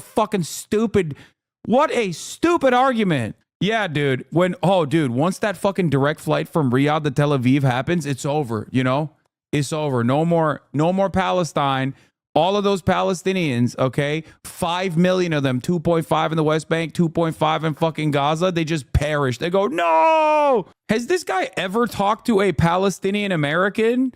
Probably not. The only Palestinian he's talked to is the son of Hamas guy, the fucking Mossad agent. Hamas action, because the incentive to have done what happened on October 7th would largely have been gone at that point. The entire purpose of that attack was to prevent the formation of a broader Sunni-Israeli alliance in the Middle East. Do you think... Ben, how can you have this argument while you simultaneously fucking claim that each individual Arab state still fucking hates Israel? Hamas are Sunni. Iran is Shia. How does that work? Oh no. If Saudi Arabia and the UAE decide to be openly, because they were already in partnership with Israel, but like openly in partnership with Israel, then the broader Sunni-Israeli alliance would completely destroy any sort of emancipatory need for the Palestinians, dude. Imagine supporting you guys are all fucked. Dog, you are so off base here. I'm going to tell you right now, okay? I do not support the Saudi government. I do not support the Israeli terror state. And nor do I support America's foreign interventions in the region. I do not support at whatsoever, okay? If you come in here and reflexively hit that, imagine supporting you guys are all fucked. Do you support Hamas? Do you support Israel? Do you support Israel? Do you support Israel? I understand why Hamas exists. Do you support Israel? I support neither. Okay, supporting neither while Israel is doing it is basically just supporting the then. Good job, big brain. I support neither. What's the solution then? Yeah. Meanwhile, Israel's fucking blowing up Beirut. Leveling Beirut, destroying Gaza, doing an accelerated version of it in northern Gaza. And he's like, both sides have some flaws. Yeah, dude, I know. Good one. He's not a centrist. Don't fucking say he's a centrist. He is a Israel supporter. He supports Israel. He's just too ashamed to openly admit that. So he tries to do this cowardly fucking thing where he's like, I support neither. I think the incentive of October 7th was simply Iranian plot. I think that the Iranians were certainly interested in facilitating the Hamas attacks, and without Iranian support, it would have been very difficult for Hamas I want to ask you, do you think that the conditions in Gaza in any way factor into October 7th? I mean, I think that the conditions in Gaza certainly factor into support for Hamas. As far as the specific attack of October 7th as opposed to rocket attacks, the distinction between, for example, continuous rocket attacks that have been happening since 2006 when Hamas took over the Gaza Strip and the wide-scale terror assault of October 7th is sort of a difference in kind. Now, since 2005, what has Israel done to the Gaza Strip to formulate or allow kind of the otherization of the Palestinian people who live in the Gaza Strip? Well, I mean, in 2006, Hamas took over, promptly killed everybody who's associated with the Palestinian Authority, has never held an election since, and has... What happened in that process? Surely America was not involved in it at all, where there was a deliberate fucking mechanism led by the United States, led by the CIA, the Bush administration, to basically forcibly coup after the American government didn't like the election results that, caused Hamas to win the election because they didn't listen to Fatah. They didn't listen to the Palestinian Authority that fucking openly stated that this is not the right time to do an election whatsoever. Yeah, they just went in and they were like, we love murder. Hello, I am Hamas. I love to do murder. I'm going to kill everybody. No, that's not how this happened. That's not how this happened at all. What the fuck are you talking about? They literally fucking nabbed like elected representatives and tortured them in a fucking black site. The fuck? Has been running the place with an iron fist. No, I want to understand now, with an iron fist, is Hamas the one who is putting forth the land, sea, and air blockade in the Gaza Strip? The land, sea, and air blockade is specifically because Hamas is in control of the Gaza Strip. Now, I'm confused because... Wait a minute. That's crazy. But that doesn't make any sense because there was an airport there. There was an airport there. That was before Hamas took over. What happened to that airport? That's interesting. So I guess that preceded that preceded the Hamas takeover, but I don't know. Because if we expect that the October 7th attacks only happened because Iranian influence in the area, I don't see how 17 years of a land, air, sea blockade will happen if that's not a symptom to allowing people basically pressure cook its way into something like that happen. Okay, the idea that October 7th was specifically as an incident caused by Hamas and Iran and Hezbollah and coordination between those groups for geopolitical reasons is the claim. If the claim that you're making is that October 7th was sort of an inevitability based on the conditions on the ground in the Gaza Strip, that's not exactly how I think foreign policy works. Wait, what? That's exactly how it works. What do you mean? If you fucking keep pummeling people, if you keep pummeling people relentlessly, yeah, they're going to fucking strike back, especially when you have openly showed them. Why are you scared to debate someone face to face? You seem confident in your argument. Crazy how he told you his opinion. All you say you're lying. What? You think I wouldn't debate Ben Shapiro? Were you not here literally 3 minutes ago when I said I would love to debate Ben Shapiro, especially on the issue of Israel-Palestine, because he is completely fucking, because everything he's saying is nonsensical? It shouldn't have to be Ben. Wait, what? Why shouldn't it be? Ben Shapiro is the person that we're talking about. I would love to debate Ben Shapiro, especially on this issue. Ask who he suggests, lol. Yeah, who he suggests is going to be fucking Mr. He's an anti-Zionist now. He's not the only one to debate is the point. Yeah, I know. And then I'll debate someone, and then you'll turn around and be like, well, that guy was stupid. You should debate a smarter person. And then I'll debate them. And then you go, that guy was also stupid. You should debate a smarter person. And we'll just keep playing this song and dance over and over again. You got it. I'm saying foreign policy works in the sense that you can't ignore the overlying cause of an issue. So, yeah, I've been on Piers Morgan multiple times at this point debating this exact issue, by the way. I guess we forgot about that. I guess I forgot about that too. No, they'll just say you got destroyed no matter what happened. Yeah, I remember that. Remember when I went on Piers Morgan and I thought that like I got a little too fucking heavy-handed with my commentary on Piers Morgan, and then Dvorcelli's entire community like ran the full court press to be like, oh, he got owned. And then TikTok started coming out and everyone was like, that was the coolest thing I've ever seen. Please do that more and more. We love to see that. That was cool. That was fun. That was yet another moment where like people had a different opinion that they fucking in their hug box collectively thought everyone else would see. And then the broader marketplace had a very different perspective on it. For its maintenance. 120,000 likes. God damn. So now when we talk about the Abraham Accords, do you not think that the Palestinian people not involved in the Abraham Accords plays any part into the region remaining unstable, specifically with these two groups of people? The region got specifically much more stable while Donald Trump was president because of the Abraham Accords. With again, I don't know how you can go and quantify that when the Palestinian people are not involved. 2023 was the deadliest year for Palestinian children on October 6th, according to a UN report published on October 6th. Now, if we go and keep ignoring the Palestinian problem, then I don't understand how we can continue to act like forging partnerships between Gulf Arab countries is going to promote stability to the region when we're leaving out 2 million people in Gaza and then 2 million people in the West Bank. It was promoting a lot more stability in the region. For the Saudis, for the Bahrainis, for the UAE. And then, yeah, October 7th still, you're telling me October 7th still happened because of geopolitical reasons in that area. If the Palestinians are not addressed in the Abraham Accords, why do you think that there was a need for October 7th to happen? The reason October 7th happened was specifically because of the confluence of Palestinian desire to put the issue of Palestinians back on the front pages and an Iranian desire to use that as a wedge issue to destroy the Abraham Accords. Front pages as opposed to what? As opposed to it being silenced through political plays under Donald Trump to promote these Abraham Accords that, again, don't achieve the root issue of the problem. The Palestinian people cannot be left out of the table when it...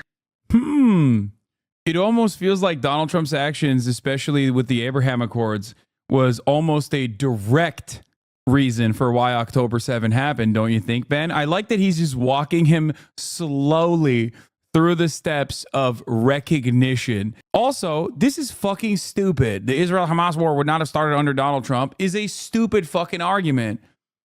Because it doesn't matter who it started under. Donald Trump certainly was responsible for a lot of the environment that caused it to happen. But like, when it comes to U.S. foreign policy, it is objectively bipartisan. We know this, okay? So I don't know why the fuck Ben is trying to, defend this from a pro-Trump point of view. comes to a resolution or an accord dealing with the conflict. I mean, okay, so the root issue of which problem specifically? Of the problem, do you agree with the legal settlements in the West Bank? With the illegal settlements? I mean, so it is... First, do you consider settlements illegal? No. Under international law, it's considered illegal. That is not true. I mean, the UN and most international foreign bodies have decided that those settlements are legal. Now, do you think that is just the case of... I think the UN is trash. But so that's what I was... Oh, sorry. What do you mean? The United Nations is trash. Okay, give Israel back then. The fuck do you mean? Who created Israel, dog? Fuck you mean? What are you talking about? That's crazy. He's like, the UN is trash.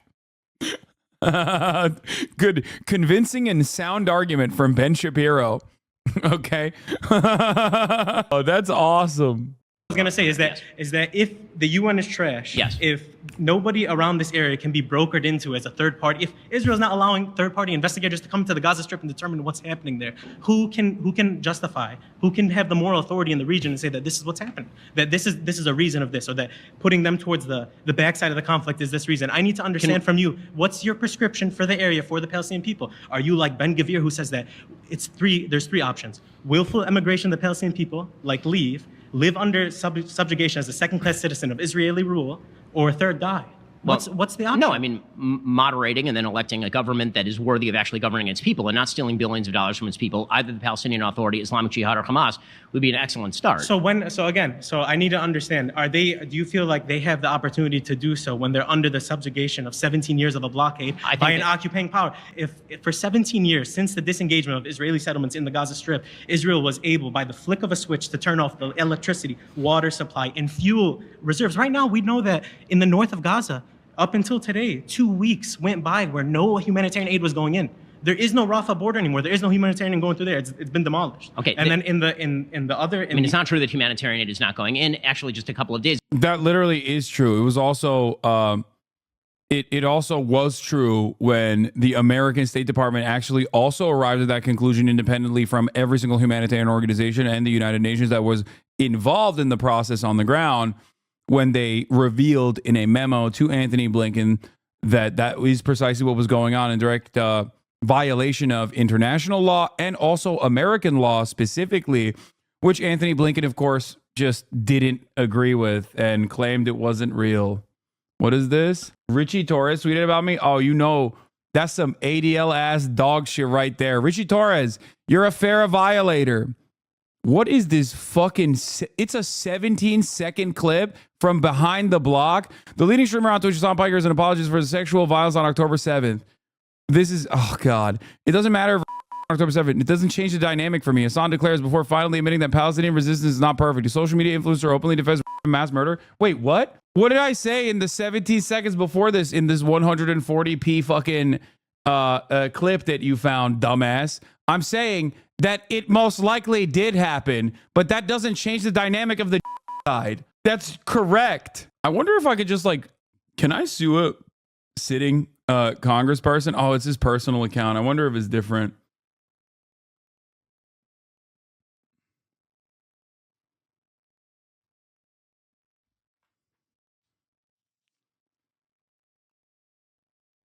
Let me see this clip.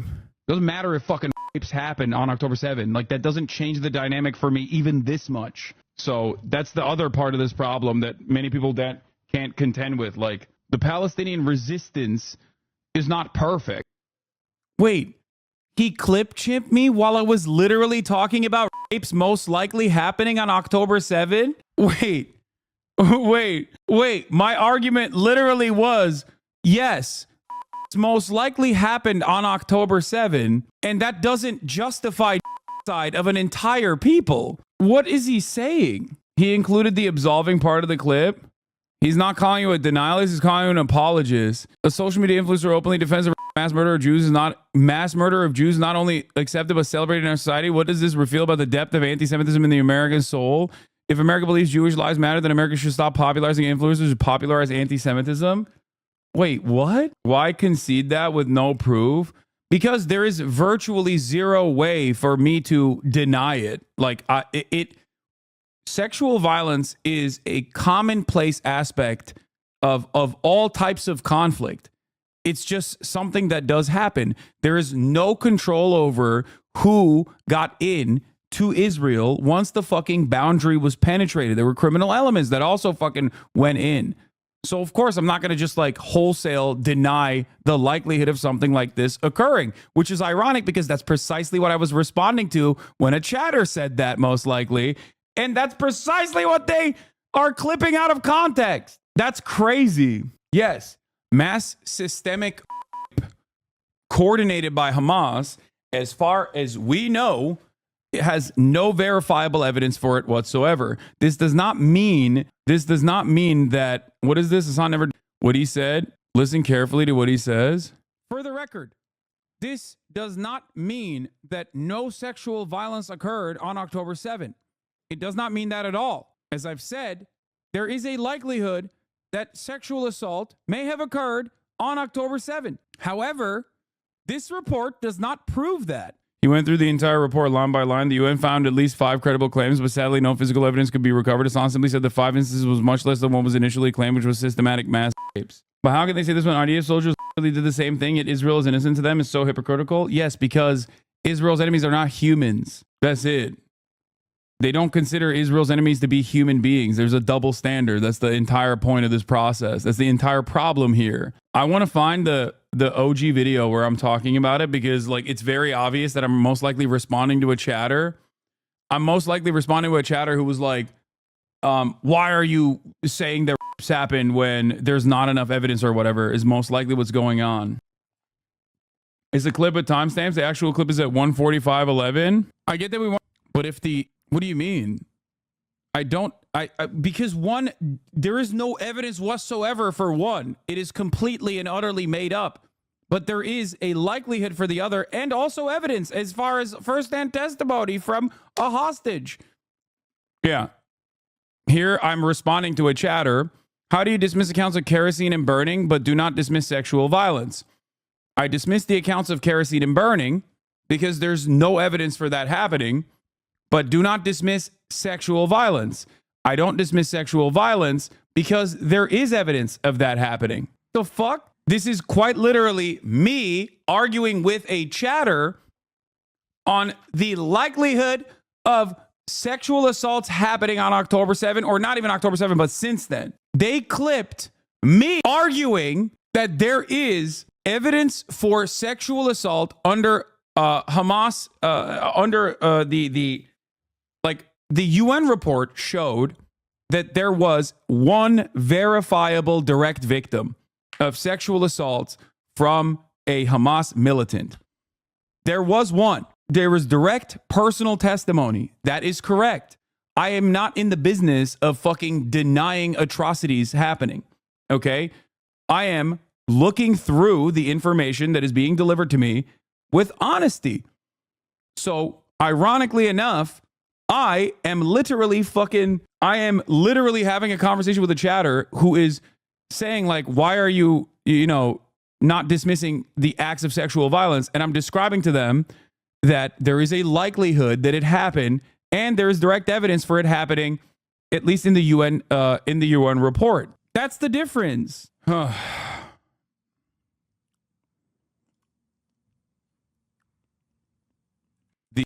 accounting being conducted on October 7, this has muddied the waters so much that understandably many people are like, what the fuck? How am I going to believe this? How am I supposed to believe anything that Israel says?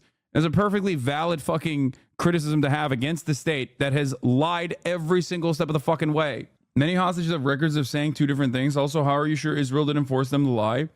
That's ridiculous. By the way, none of which justifies Israel's actions. So it doesn't even matter. None of this justifies that Palestinians have a right to dignity, a right to emancipation, a right to live fucking free lives, free from this occupation. It doesn't matter. It doesn't matter. Like, that doesn't change the dynamic for me even this much. Wow, I wonder why they clipped the beginning. So it's the other part of the problem that many people that can't contend with. Like the Palestinian resistance is not perfect. They're not like so good. They have magical bullets. and there's no criminal elements that could have conducted themselves very differently. Like that doesn't change the dynamic for me at all. It's so fucking stupid to act like no, they're perfect. They were perfect on October 7th, and they were conducted themselves perfectly. Yeah.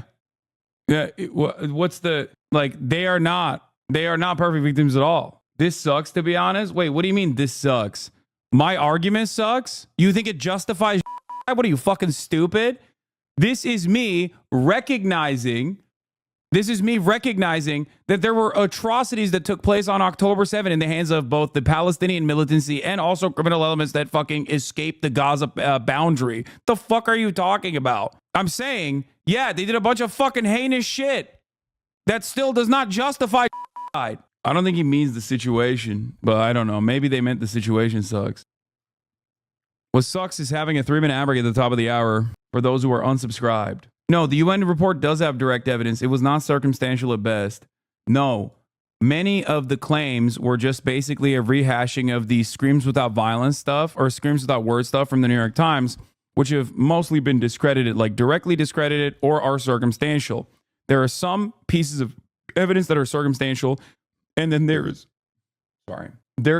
one claim that is a direct victim. Okay, there is one victim testimony.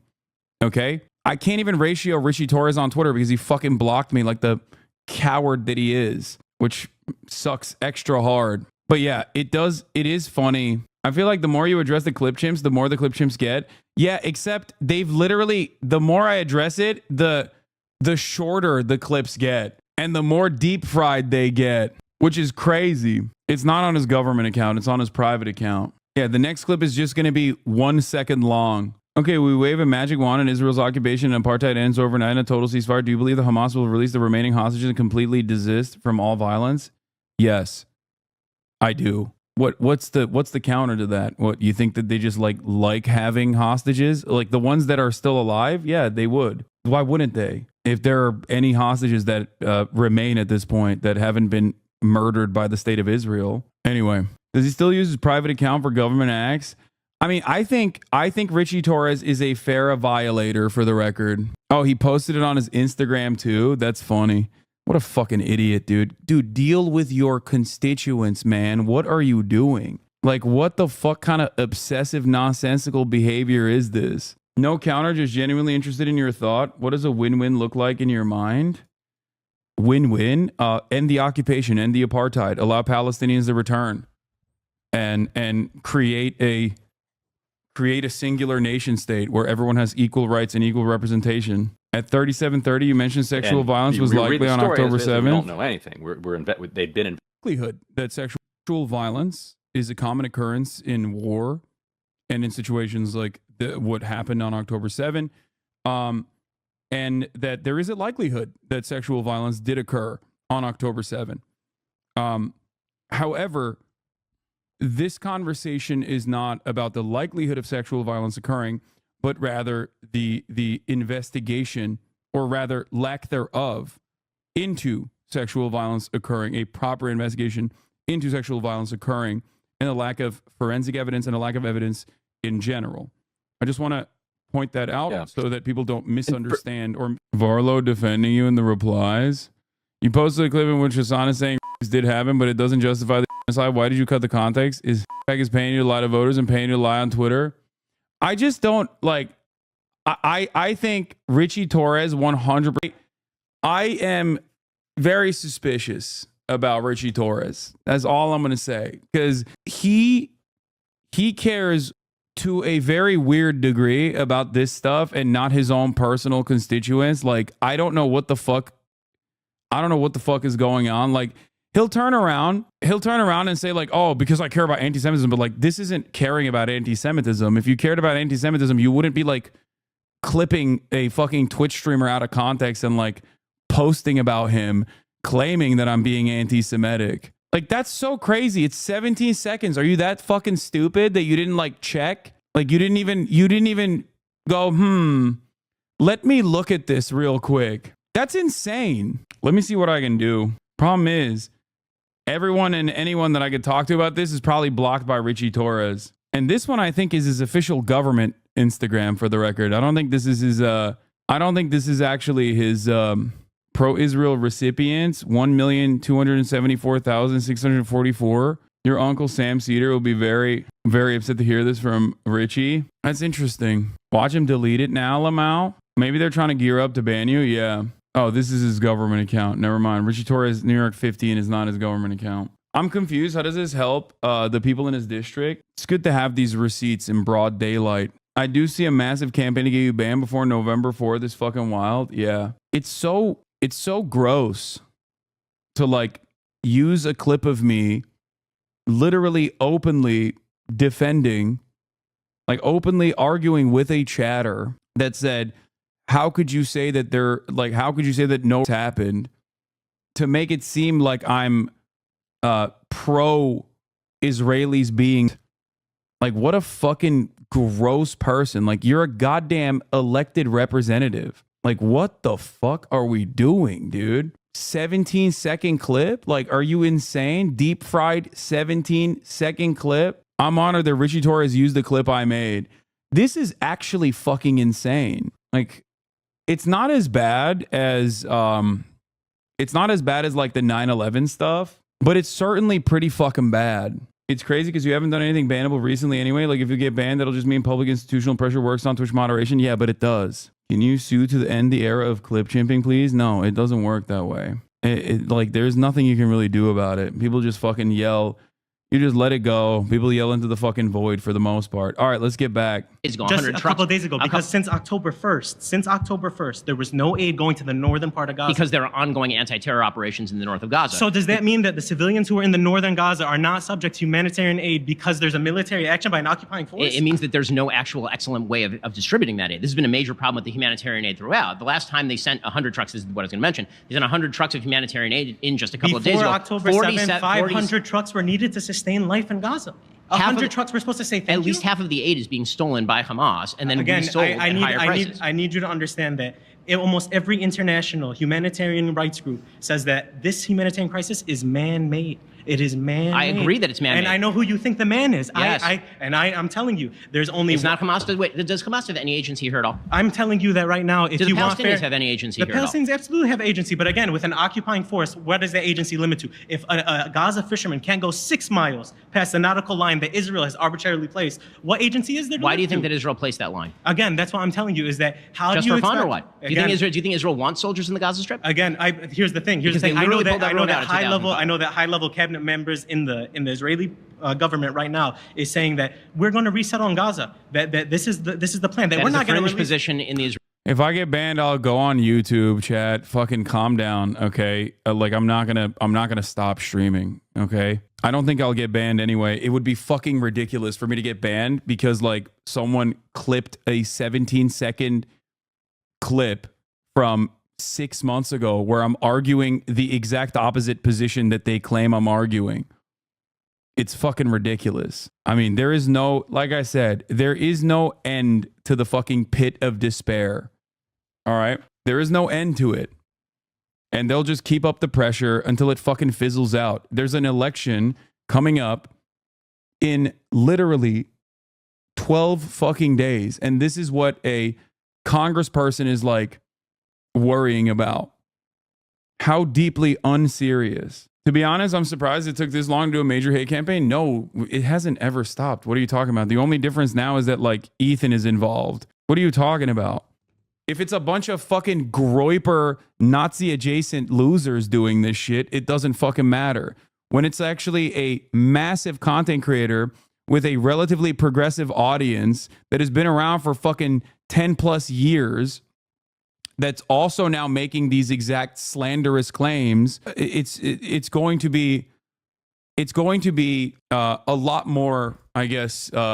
He's lost credibility lately, though. It doesn't matter. He's lost credibility in the public eye, but we're talking about institutional credibility. Institutional credibility is very different than institutional credibility is different than you know, the public eye. Or is Ethan behind this? No, I'm not saying it's Ethan behind it. It's not Ethan that is directly behind it. I'm saying that like the dynamic is different now because Ethan is also saying it. Yeah, and you know, they got the ADL to take a look at it too. Not gonna lie, if I was in your position, I'd have a huge ego knowing that people are actively trying to ruin my stream while knowing I have nothing to hide. No, it doesn't. It doesn't work that way. It's still fucking dog shit. I don't want any of this to happen. I just want them to leave me alone. Link me the HasanAbi Productions tweet and I'll retweet it. Maybe the one case where drama freaks in this chat should find evidence, and I hate drama freaks in this chat. Yeah, I mean, compile everything that you see, but it's more so like a mass letter writing campaign that stuck, that like got ADL. Here. He deliberately lied and cut out the part where he says rapes did happen, but it doesn't justify the...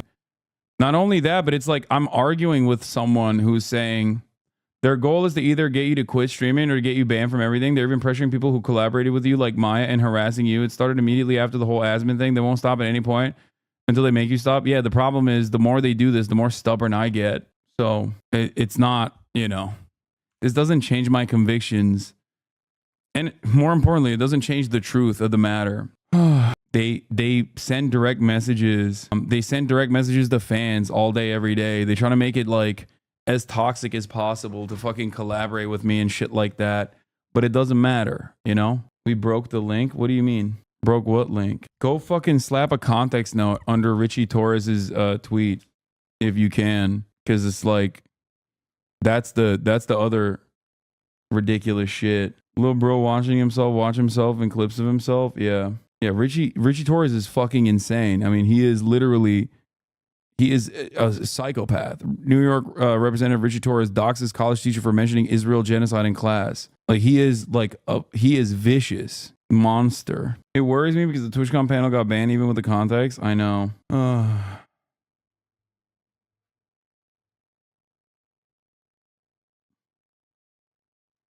Anyway, all right. I'll get back. This is 9 hours today, dude. I'm tired. I'll get back. I'll finish the Jubilee video tomorrow. We'll do the Israel-Palestine section on the Jubilee video tomorrow because it seems like